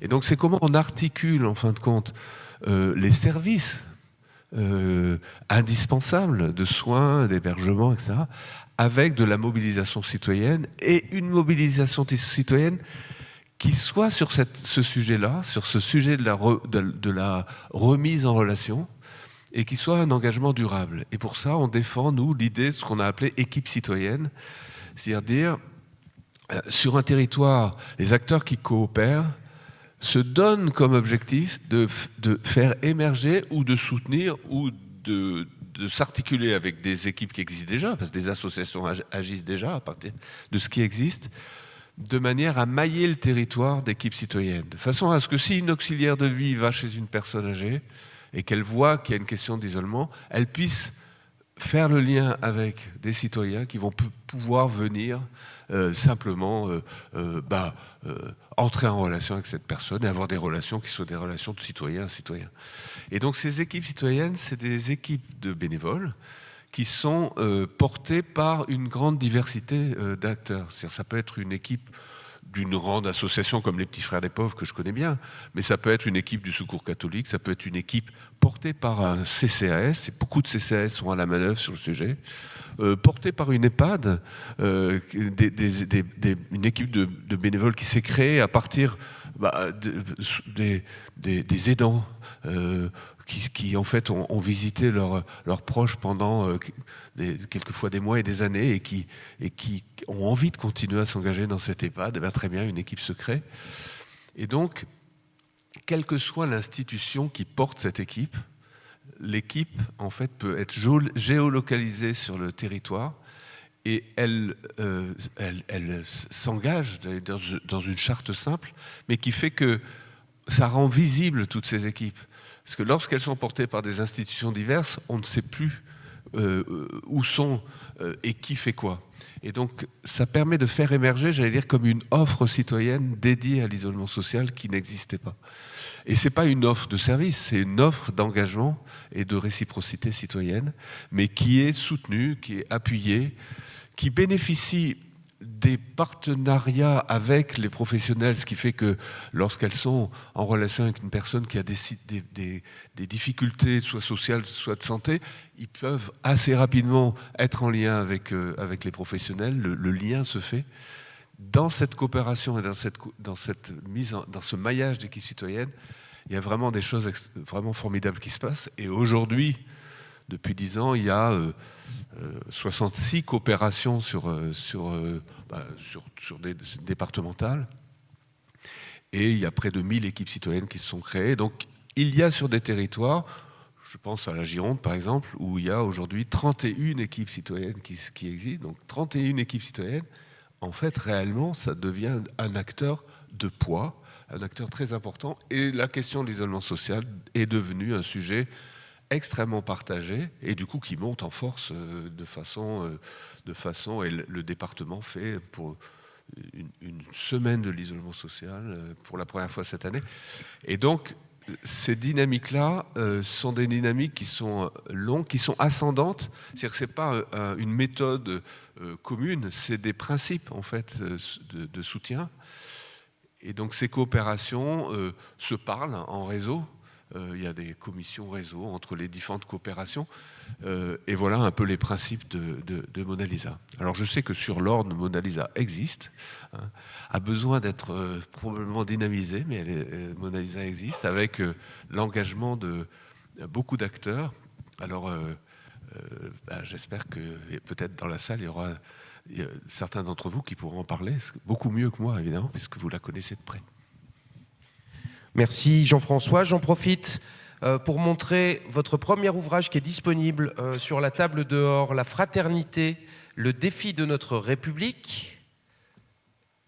Et le second, Engageons-nous en fraternité, de Jean-François Serre également, disponible à la sortie. Je remontre le livre de Martin Vanier. Il en a d'ailleurs un autre aussi, Demain les territoires, mais celui sur lequel, dont je voudrais qu'on parle maintenant, c'est surtout celui-là. Et comment on fait de la reliance? Alors comment on fait concrètement? Alors d'abord, on fait un peu comme il a dit, mais comme vous avez dit aussi, on fait plus d'actions qui connectent ce que, en France, on attend des collectivités territoriales, de l'État, du département, de la région, des institutions, enfin de tout le système d'acteurs publics, de la DAS, etc. Plus de connexion entre cette sphère-là, que j'appellerais la sphère de l'action publique, et toute cette effervescence citoyenne, collective, de l'engagement, du bénévolat, de l'innovation, etc., qui émerge de ce qu'on pourrait appeler l'action collective. Action publique et action collective, dans notre langage courant, on va dire que c'est la même chose. Non, ce n'est pas tout à fait la même chose. La première, elle est adossée à tout un mécanisme très administratif, et c'est très bien. Et on y concourt par nos impôts, et on est très fiers de nos institutions. Au bout d'un moment, ils n'iront pas beaucoup plus loin dans leur efficacité s'il n'y a pas un relais puissant par une société qui s'y recolle, qui s'y remet, parce que nos budgets publics ne sont pas extensibles à l'infini, et parce que l'efficacité même de cette action publique, elle est maintenant dans la capacité à se connecter à ce que la société invente de son côté. C'est quand même paradoxal. On est dans une société hyper mobile, le parking est plein. Le train aussi, pour venir du Mans, il était complètement plein, enfin de Rennes. Bref, c'est une société qui a conquis d'extraordinaires marges de mobilité et des systèmes qui vont avec. Eh bien oui, mais il faut lui apprendre, il faut lui réapprendre la mobilité et les capacités mobilitaires. Et pas que pour les plus vulnérables scotchés, pour plein de circonstances et de moments dans la vie, des tout petits aux plus grands, etc., etc. Donc on voit bien comment une grande part des politiques de mobilité, elle va venir de ces plateformes citoyennes qui se diffusent un peu partout et qui remettent de la capacité. Alors ça, c'est la première chose. Après, je crois que tu tends une perche sur ce que sont les endroits où on peut refabriquer du commun, du saisissement, etc. Alors j'en ai deux en tête qui sont cités parmi les trois qu'il y a dans le bouquin. Ça tombe bien que vous soyez là, parce que ma première proposition, c'est de dire il faut que dans un territoire, on reconnaisse nos lignes de vie. Et j'ai pris cette expression parce que tout le monde sait c'est qu'une ligne de vie dans la main, ce destin qui serait le nôtre et inscrit dans notre... etc. Et moi, j'en fais un sujet par rapport à la société mobile et au fait qu'au quotidien, quand on réfléchit à ce qu'on fait dans notre emploi du temps, en fait, certes, on habite des territoires, mais on habite des lignes de vie. C'est-à-dire qu'on est constamment sur un parcours, il y en a plusieurs, mais il y en a des très structurants qui sont quand même ceux qu'on fait tous les jours pour aller ici ou là, au boulot, à l'école, au commerce, voir les proches, etc., etc. Et que ces parcours sont fondamentalement les endroits du territoire où on se retrouve. Ce qui est assez extraordinaire, c'est qu'on invoque en permanence dans le territoire le fait qu'il faut qu'on se retrouve, qu'on ait des lieux publics pour ça, alors que dans notre pratique quotidienne, en permanence, on est tous ensemble sur des couloirs, des circulations, des flux, et qui sont en même temps des temps, et dans lesquels, en fait, on est dans cet isolement que tu as évoqué tout à l'heure, en se rappelant qu'effectivement, on est quand même beaucoup sur notre téléphone pendant ce temps-là, surtout si on ne conduit pas, et alors même qu'il est là, le commun. Le moment qui nous relie, il est là, il est signifié là. Alors, moi, je trouve que ça peut être investi d'une façon très concrète. Ces gens qui, toute la sainte semaine, prennent la même ligne de train pour aller au boulot, ne se connaissent pas parce qu'ils habitent dans différents endroits du territoire, etc., ne vont pas au même endroit dans le travail, mais partagent ce lien-là. Pour moi, ils sont une citoyenneté en circulation, mais qui ne se reconnaît pas, qui ne se parle pas, qui ne s'identifie pas, et qui, d'une certaine façon, ne se projette pas. Elle est prise en charge. Et puis voilà. Donc, on connaît les comités de ligne. On sait ce qu'ont pu être à certains moments des mobilisations qui, en général, étaient des mobilisations de revendication sur des horaires, sur telle facilité d'accessibilité, etc.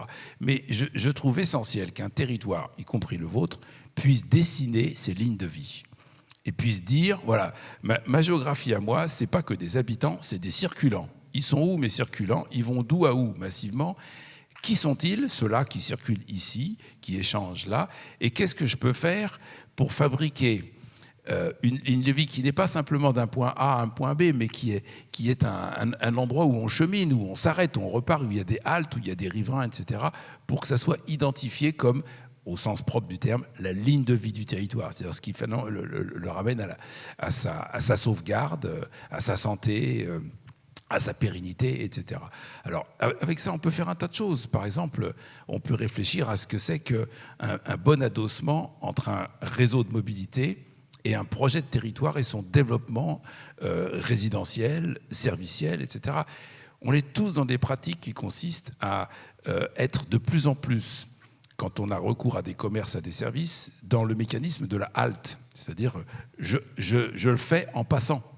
Je fais quoi en passant? Mes courses, je pose mes mômes, je les récupère, je fais une visite, mais je suis en passant. Nous avons une vie de en passant. Eh bien, ça s'organise. Parce que si ça ne s'organise pas, effectivement, c'est chacun pour soi. Et c'est dans une certaine forme de désordre collectif que nous n'arrivons plus à structurer. Donc ça, c'est ma première proposition, c'est que je trouve que si on veut se relier mieux, il faut d'abord le faire à partir de ce que sont les actes élémentaires de nos liens, que sont les circulations, qui sont justement faites pour ça. Et le deuxième sujet, la deuxième proposition que je fais, on est tourné autour, mais c'est la question des biens communs. Et des biens communs territorialisés. Parce qu'il y a ce qui nous relie, il y a nos relations sociales, individuelles et collectives, il y a le prendre soin de l'autre, il y a la fraternité, fondamentalement la fraternité. Mais en réalité, si nous l'avons perdu, c'est aussi parce que nous avons perdu quelque chose en plus à côté, tu le sais bien Sébastien, c'est un thème qui t'est cher, nous avons perdu le lien au monde vivant. Nous avons perdu le lien à nos ressources, nous avons perdu le lien à nos écosystèmes, nous avons perdu le lien à des repères majeurs, des renouvelables sous toutes les formes, l'eau, l'énergie, l'air, etc., la biodiversité. Nous avons décroché vis-à-vis de ces réalités, pour un tas de raisons que tout le monde connaît, socio-techniques, professionnelles, etc. Et c'est curieux, c'est en même temps que nous nous délions, nous sommes déliés du monde vivant, nous sommes déliés les uns les autres. Et donc, CQFD, on ne se reliera à nouveau, on ne prendra soin de nous, on ne rétablira de cette reliance qui est l'âme même de la société que si on refabrique du lien avec ses ressources, ses milieux, ses cycles naturels, biochimiques, toute cette compréhension qui a été perdue parce que cette société s'est beaucoup éloignée d'un tas de choses qui la faisaient vivre jusqu'au 19e, mais plus ensuite. Et alors ça, magnifique, qui est vraiment l'objet de l'université, magnifique sujet pour se dire « Ah mais ça c'est en commun, ça c'est à nous à condition qu'on s'en saisisse ensemble. » Et ça s'appelle l'eau, ça s'appelle les sols, ça s'appelle la biodive, ça s'appelle le renouvelable, ça s'appelle le cycle du carbone. Voilà. Et donc il y a cette dimension-là qui est très forte aussi, qui du coup permet de se réancrer, enfin c'est pas moi qui le dis, c'est Bruno Latour et plein d'autres, mais de réatterrir, de se redire à nouveau pourquoi on est là et qu'est-ce qu'on a ensemble, etc. Et qui repasse par une autre reliance, non pas celle qui travaille la société pour elle-même, mais celle qui travaille la société dans ses relations à ses milieux de vie. Qu'on finit par, d'une certaine façon, même plus être capable d'identifier. Je pense notamment à la grande question agricole d'un pays comme le nôtre, qui est une grande puissance agricole, magnifique, productrice d'aliments. Enfin, on doit la saluer et on le fait. Et je pense qu'on est tous très sentimentalement attachés à notre agriculture, sauf qu'en réalité, nous n'en avons plus du tout la connivence et la connaissance, la compréhension. Il y a une forme d'étrangeté assez phénoménale entre la société française et son agriculture. C'est quand même pas très sain, notamment parce qu'elle nous nourrit. Donc ça se construit là aussi, ce divorce qu'il y a entre une partie de la société, son agriculture, et les agriculteurs, et les systèmes productifs qui vont avec, lesquels sont à revisiter, bien sûr, dans ces conditions. Ça, c'est un commun. C'est un commun qui nous réunit. Voilà, c'était pour dire que le comment on fait va aussi repasser par les politiques de transition à forte dimension environnementale et qui sont celles de la régénération des ressources sans lesquelles on est mal parti. Ça me fait penser à une phrase de, je crois, Jean-François Serre, hein, la lutte contre l'isolement social oblige à adopter une vision écologique de la question sociale. C'était vous, c'était, oui, je oui. crois. Hein. Oui, Vous oui, voulez en dire un mot? Vous êtes d'accord avec ce que vient de dire Martin? Oui, non, mais absolument, absolument d'accord. Simplement, quand je dis ça, c'est pour dire que le sujet des relations qui comptent entre nous est un sujet du même ordre que le sujet des ressources vivantes, en fait. C'est-à-dire qu'en fait, ce sont des ressources dont on ne prend pas soin, dont on n'avait pas conscience, dans lequel on a enraciné notre modèle, notamment de protection sociale, parce que ce modèle socialisé ne tient que parce qu'il y a des aidants familiaux, ne tient que parce qu'il y a de la solidarité et des relations qui comptent entre les gens, et que si ces relations-là ne tenaient pas, et elles sont en train de s'effriter, c'est tout le système en fait qui s'écroule. Donc c'est un regard écologique de la question sociale de dire les relations qui comptent entre nous sont des ressources qui sont épuisables, que nous sommes en train d'user jusqu'à la corde sans en prendre soin. Il faut se réinterroger et faire de nos propres relations un bien commun et en faire un sujet qui soit un sujet finalement comme celui du vivant et comme celui des communs territorialisés dont parle Martin Vanier. Donc c'est en cela que je dis, et peut-être la deuxième chose, c'est dans le regard qu'on a dans le soin notamment. Ça fait longtemps qu'on met la personne au centre, il faut aujourd'hui mettre les écosystèmes relationnels au centre. C'est-à-dire en fait, tout ce qu'il faut protéger, c'est les écosystèmes relationnels et pas seulement la personne elle-même avec ses besoins et ses réponses. Voilà. Donc c'est des éléments, j'allais dire, qui fait que quand on pense à la question sociale au travers du sujet de la transition de nos formes d'attachement, on est dans la question écologique. Cindy, l'initiative que vous évoquiez sur finalement ce nouvel accompagnement qui vise à faire évoluer les pratiques de mobilité, on est justement sur cette préoccupation écologique. Bien souvent, les acteurs sociaux, parce que en fait, dans la pratique, on voit que très souvent ça va ensemble.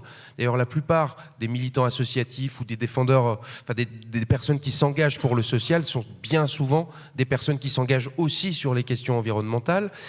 Comment ça s'est passé dans votre association ? Au départ, vous êtes vraiment sur un angle très social, mais la question environnementale, elle est forcément présente. Qu'est-ce que vous pourriez nous en dire ?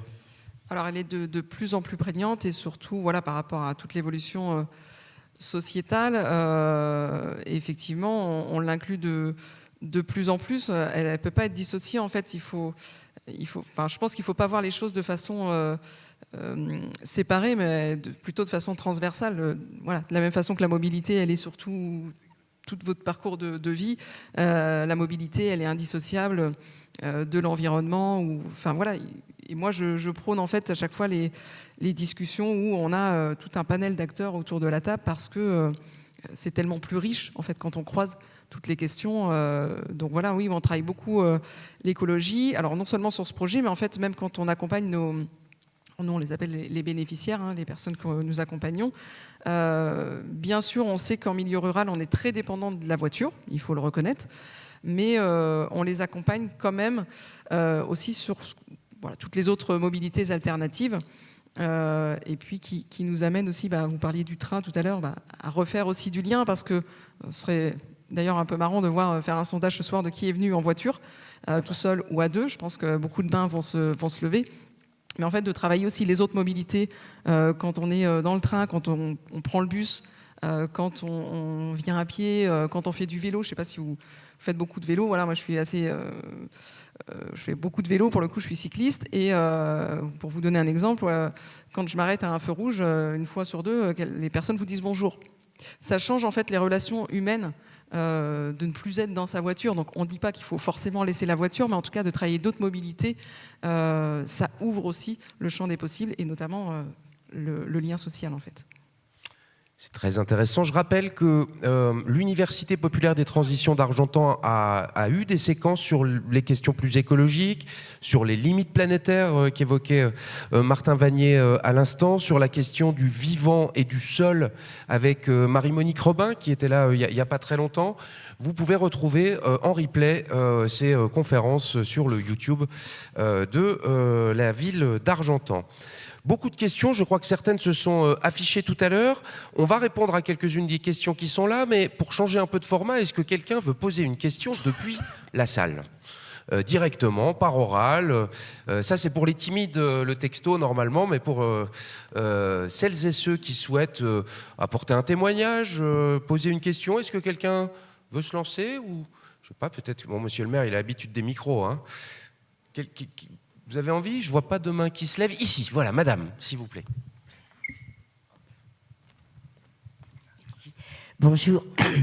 Je suis présidente d'une association depuis 20 ans dans le quartier Saint-Michel et Vallée d'Auge. Et tout ce que vous disiez, c'est très très vrai, la précarité, l'isolement. Mais vous l'avez dit tout au début, il y a beaucoup de gens qui sont très mobiles. La population change d'endroit. Il y a beaucoup de gens qui arrivent de la région parisienne sur Argentan, qui ne connaissent absolument pas l'histoire de la ville, qui sont paumés. Et pour retricoter du lien social, c'est vrai qu'il faut du temps, il faut de la confiance. Ça se décrète pas la confiance. Il faut du temps, il faut que les gens s'apprivoisent. Et quand vous disiez effectivement le dernier refuge, c'est l'appartement, mais on le voit régulièrement. On a organisé des fêtes gratuites dehors. Eh bien, il y a des gens qui regardent de leurs fenêtres et qui ne descendront pas par la peur de l'extérieur. La peur de l'extérieur, c'est quelque chose de très fort. Alors évidemment, quand on connaît un peu mieux les gens, on se rend compte qu'ils ont été aussi beaucoup cabossés par la vie, que quand vous disiez c'est l'héritage d'une longue histoire, oui, c'est souvent l'héritage d'une longue histoire, et ça ne se recolle pas en 8 jours. Merci beaucoup, madame. On peut peut-être prendre une deuxième remarque, question, et puis vous notez et vous essaierez de faire quelques retours. Quelqu'un d'autre? J'ai vu une main par ici. Oui, monsieur. Oui, bonsoir. Moi, je pense que pour recréer du lien, il y a des associations qui font des échanges de services. Par exemple, des cours d'anglais contre de la cuisine ou du jardinage ou du bricolage. Et je trouve que ça permet de créer des liens sur des compétences, parce qu'on a tous des compétences et on peut échanger nos compétences. Alors peut-être que c'est un rapport avec l'université du nous. J'ai pas oublié la question, mais je ne sais pas y répondre. Encore une question, une remarque? Madame, par ici. Alice, s'il te plaît.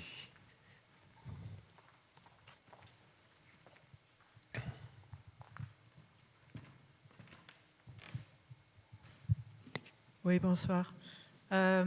Oui, on a parlé beaucoup de mobilisation citoyenne et d'action collective qui, pour moi, passe par la vie associative. Mais de ce que je vois et je ressens, la vie associative est vieillissant. Est-ce que vous avez des idées pour le renouveler, pour que les personnes, c'est même pas les jeunes, c'est les jeunes de 40 ou 50 ans que je ne vois pas très présents dans ce que je vois de la vie associative. Merci. Merci, ça fait penser effectivement aux débats qui ont eu lieu au moment de l'augmentation de l'âge de la retraite, où on a dit si on augmente, attention, il n'y aura plus personne pour faire tourner les assos. Vous avez tout à fait raison. Première réaction, Jean-François? Sur les trois réactions, le temps, oui.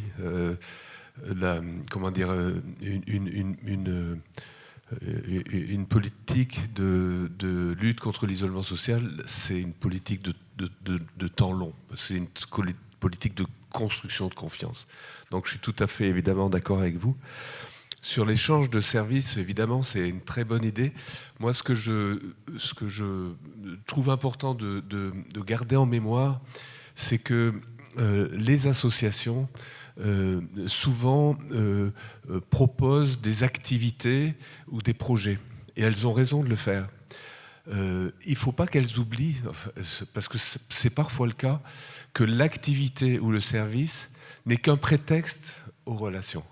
Et qu'en fait, il faudrait, enfin, j'aime pas trop dire toujours il faut, mais il me semble que l'animation associative passe par le fait que les associations se perçoivent, se vivent et s'animent comme des collectifs de recréation de relations. Voilà. Alors ils le font au travers d'un échange de services et c'est extrêmement utile parce que là il y a une facilité, parce qu'il y a une réciprocité, il y a une horizontalité des échanges et c'est évidemment très, très vertueux. Mais je vois beaucoup d'associations dont le projet et l'activité passent devant, en fait. Par exemple, des associations qui cherchent des bénévoles qui aient la compétence de faire telle tâche. Moi, je trouve que c'est contraire au fondement même de ce qu'une association devrait apporter. Une association devrait accueillir le citoyen et l'intégrer dans la rencontre et dans la relation avant même de savoir comment il peut agir. Et ça répond en partie à votre question. C'est-à-dire que la crise associative n'est pas une crise de l'associativité, c'est une crise des institutions associatives. C'est-à-dire que beaucoup d'associations se sont construites, d'ailleurs souvent du fait des subventions publiques, du fait des autorités de tutelle, dans des secteurs, et elles se sont collées, j'allais dire, sur des cultures et des logiques qui ne sont pas, en fait, le fondement même de ce qu'elles apportent à la société. Le fondement de ce qu'elles apportent, c'est la rencontre, c'est agir ensemble, c'est l'initiative, c'est la reconnaissance mutuelle, c'est la... Donc, une association qui a mis la vie associative, c'est-à-dire cette vie entre citoyens, qui co-construit un projet. Alors peut-être qu'aujourd'hui on fait de l'échange de services, mais il se trouve qu'on était 8 bénévoles super contents de faire ça, et puis il y en a 3 qui arrivent, qui ont une autre idée, et leur idée elle est vachement intéressante, et c'est pas le projet qui s'impose, c'est l'initiative, et la rencontre, et les échanges qui s'imposent au projet. C'est l'association qui transforme son projet.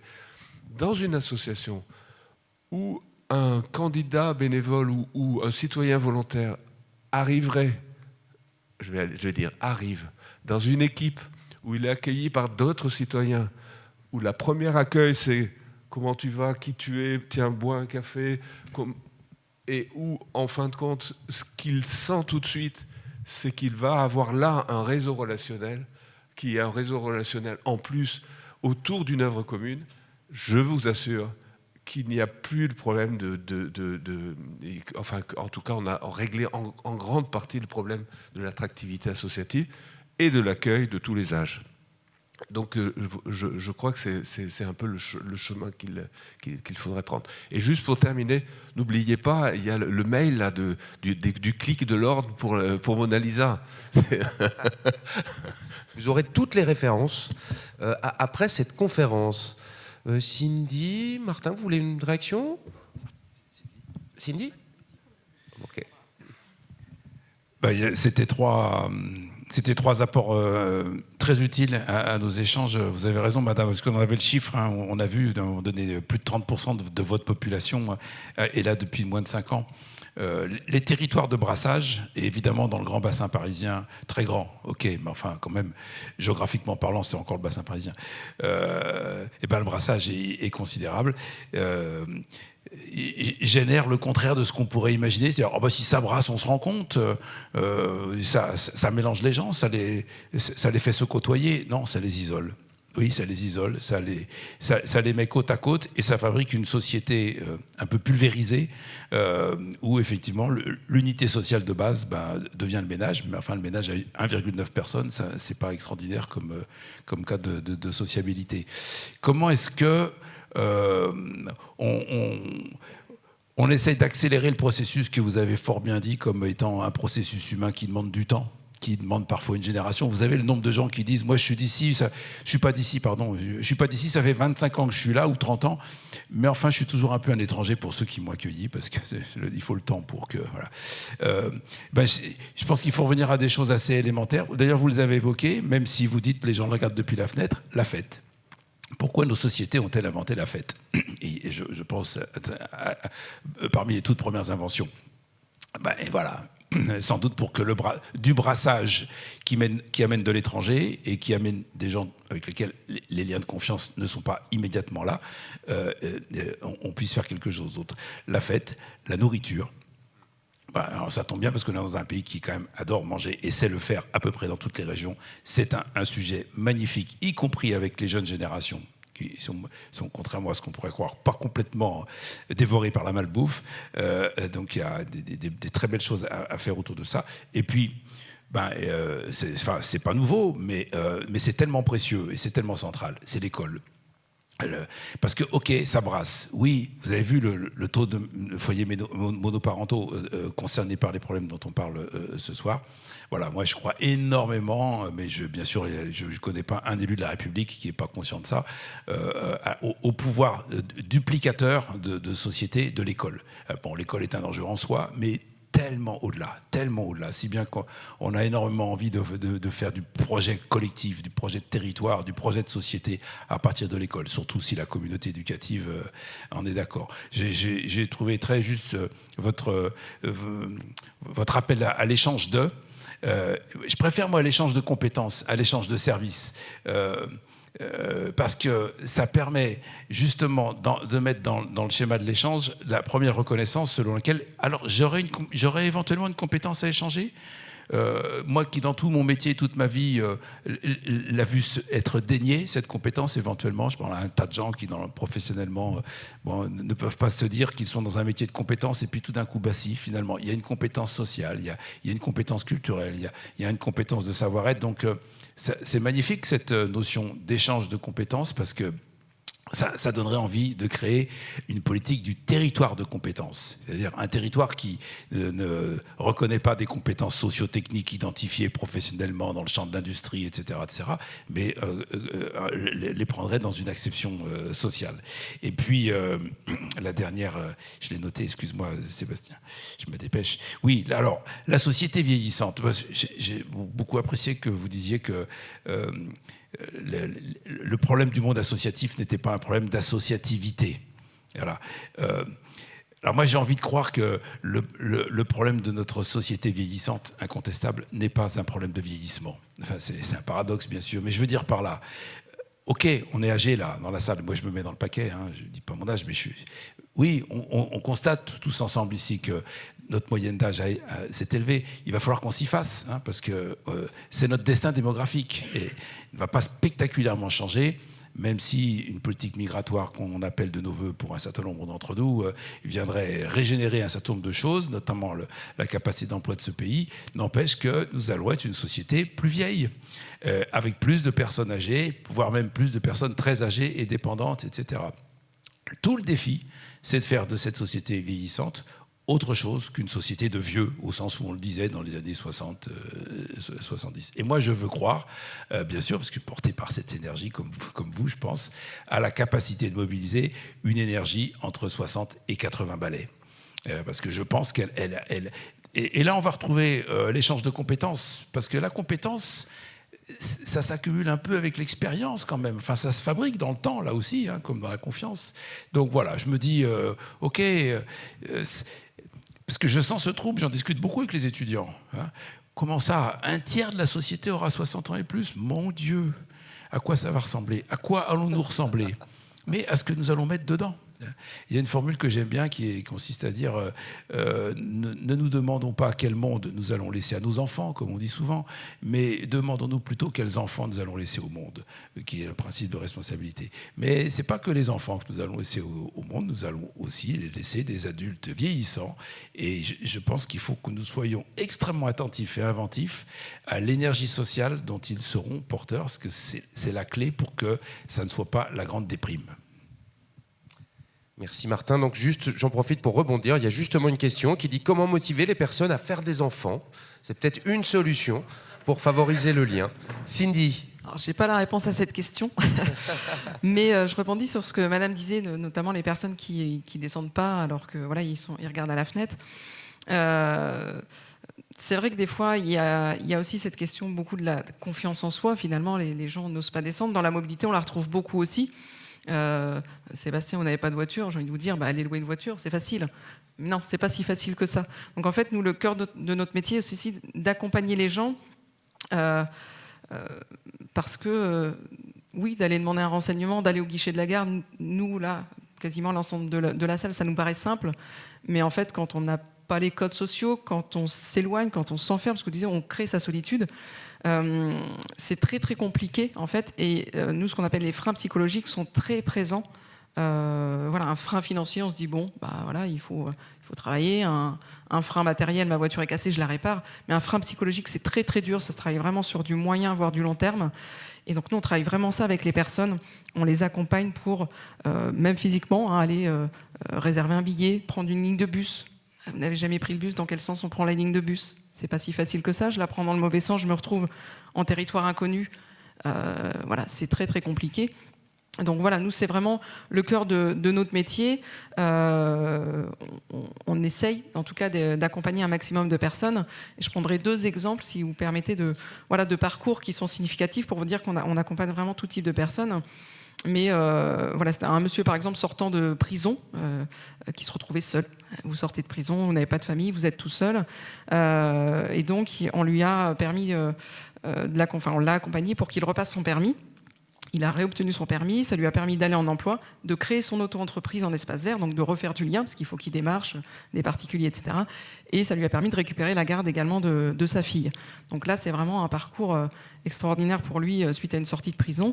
Et puis, un exemple d'une personne senior, parce qu'on a parfois des animations aussi pour les personnes seniors. Vous savez qu'on est vraiment dans des territoires ruraux, donc l'habitat est très éclaté. Dès lors que vous êtes en ruralité, vous êtes assez dépendant de la voiture, et là notamment une personne n'osait plus prendre sa voiture pour venir en centre urbain parce qu'elle avait perdu l'habitude de se garer. Et donc on a des ateliers d'ailleurs conduite, et avec une demi-heure en compagnie de la monitrice auto-école, ils ont retravaillé que le stationnement, le créneau. Voilà. Et la personne à la fin de cette demi-heure a dit écoutez, j'ai repris confiance en moi et je vais pouvoir revenir en ville avec ma voiture. Et voilà, c'est des exemples de parcours qu'on peut accompagner et qui ont vraiment des issues positives dont on se félicite. Merci beaucoup de ces exemples concrets, parce que c'est vrai que depuis le début de cette soirée, on s'est parfois un peu envolé dans les concepts, mais c'est extrêmement intéressant de voir que c'est pas du concept et que concrètement des choses se font au quotidien et fonctionnent. Parce qu'on a commencé cette soirée sur un constat un petit peu dur, mais je crois que la volonté, c'est bien que vous repartiez toutes et tous avec l'idée qu'il y a beaucoup de choses à faire pour répondre à cet enjeu. On n'aura pas pu répondre à l'ensemble des questions, mais on va quand même essayer d'en reprendre encore une ou deux. Je pense notamment, je propose d'écarter pour ce soir, parce qu'on va bientôt terminer et que c'est quasiment terminé, et que je pense que ça mériterait presque une soirée. Il y avait une question qui n'apparaît plus là, qui était... Est-ce que j'ai trouvé extrêmement intéressante, est-ce que dans un système matriarcal, on aurait moins de problèmes ? Je pense que là, il y a quelque chose à faire sur aussi ces postures. Vous voyez ce qui se passe aux États-Unis sur le retour du rapport de force, on va dire, dans la relation humaine, du rapport de force physique, notamment comme s'imposant comme un critère de la relation humaine. Je pense que ça, c'est pas pour rien aussi dans l'évolution des sociétés, des représentations, et ça pourrait mériter aussi d'en rediscuter. Vous avez vu, je sais qu'il y a des représentants de la collectivité, outre le maire, mais aussi des représentants des services, des propositions qui sont faites. Il y en avait une autre qui n'apparaît plus là, qui était... je trouvais ça intéressant aussi, créer des voies vertes ponctuées d'agora. Je ne sais pas si vous l'avez vu passer. On est sur cette question des lignes et des lieux peut-être rendus possibles par la collectivité qui permettent de jalonner ces lignes pour de la rencontre. Et on la peut aborder, la question des lieux, le lieu où peut s'exprimer ce lien social est fondamental. C'est bien souvent l'espace public, la rue, l'endroit qui est à tout le monde et qui peut ou pas favoriser le lien social en fonction de son aménagement, du fait qu'on a plaisir à y être, à y rester, etc. etc. Donc beaucoup de choses qui peuvent être conduites par la collectivité, qui le sont déjà. On arrive malheureusement à la fin de cette séquence. Je voudrais peut-être vous demander quand même à tous les trois un petit mot ou une petite phrase de conclusion si vous le souhaitez. Et je veux vous signaler tout de suite que vous pourrez poursuivre l'échange avec nos intervenantes et intervenants juste après, dans un moment de convivialité qui doit permettre le lien social, puisque la mairie et la communauté de communes vous offrent le pot de la convivialité, même pas celui de l'amitié, mais celui de la convivialité. Donc n'hésitez pas par la suite à poursuivre les échanges entre vous et avec nos intervenants. Un petit mot de conclusion ? Cindy, c'est à vous. Allez, une phrase qui motive tout le monde pour renforcer le lien social au quotidien.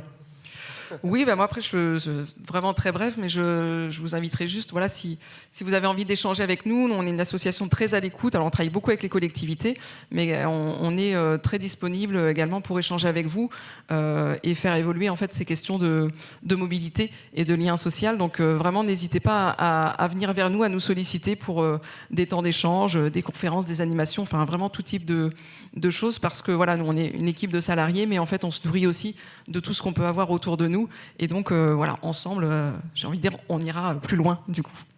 Merci beaucoup.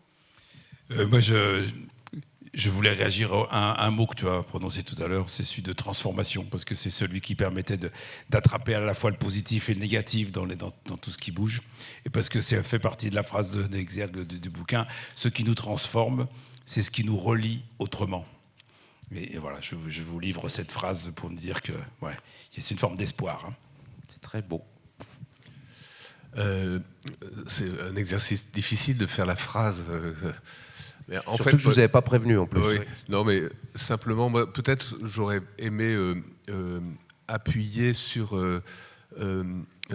comment dire, l'importance des relations qui comptent dans ce qu'elles produisent. On voit effectivement qu'il y a un grand besoin de médiation au monde, de traduction du monde même, de réassurance, d'accompagnement dans un monde qui devient étranger parfois à soi. Eh bien, c'est ce que produisent les relations entre nous. En fait, c'est ce que produisent les relations entre nous. Et il y a une résistance à avoir à reconstruire ces relations entre nous, parce qu'elles sont captées, ces valeurs. Elles sont captées par des associations de bonne volonté et qui font bien leur boulot, mais pas que. C'est tous les data, tout ça. C'est-à-dire qu'en fait, toute l'économie mondiale est fabriquée sur le fait qu'elle nous vide de nos relations pour les rendre, pour construire une valeur qui est une valeur marchande. Et donc on va vers une société que là, pour le coup, c'est-à-dire que les relations qui comptent, c'est des choses qui sont à portée de main, extrêmement faciles. C'est-à-dire qu'en fait, quand on rentre en relation, le résultat est extrêmement, incroyablement là. La transformation, elle est presque immédiate, comme quand on met de l'eau dans une plante. C'est-à-dire que, hop, la feuille revient. Donc c'est vraiment à portée de main. Il faut y aller. Mais c'est un enjeu vraiment politique de grande importance, de mon point de vue. Voilà. Merci d'applaudir nos intervenants.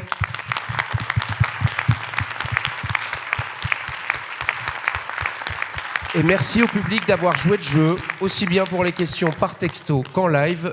Ça a plutôt bien fonctionné. Rendez-vous le 5 mars pour une soirée sur la santé.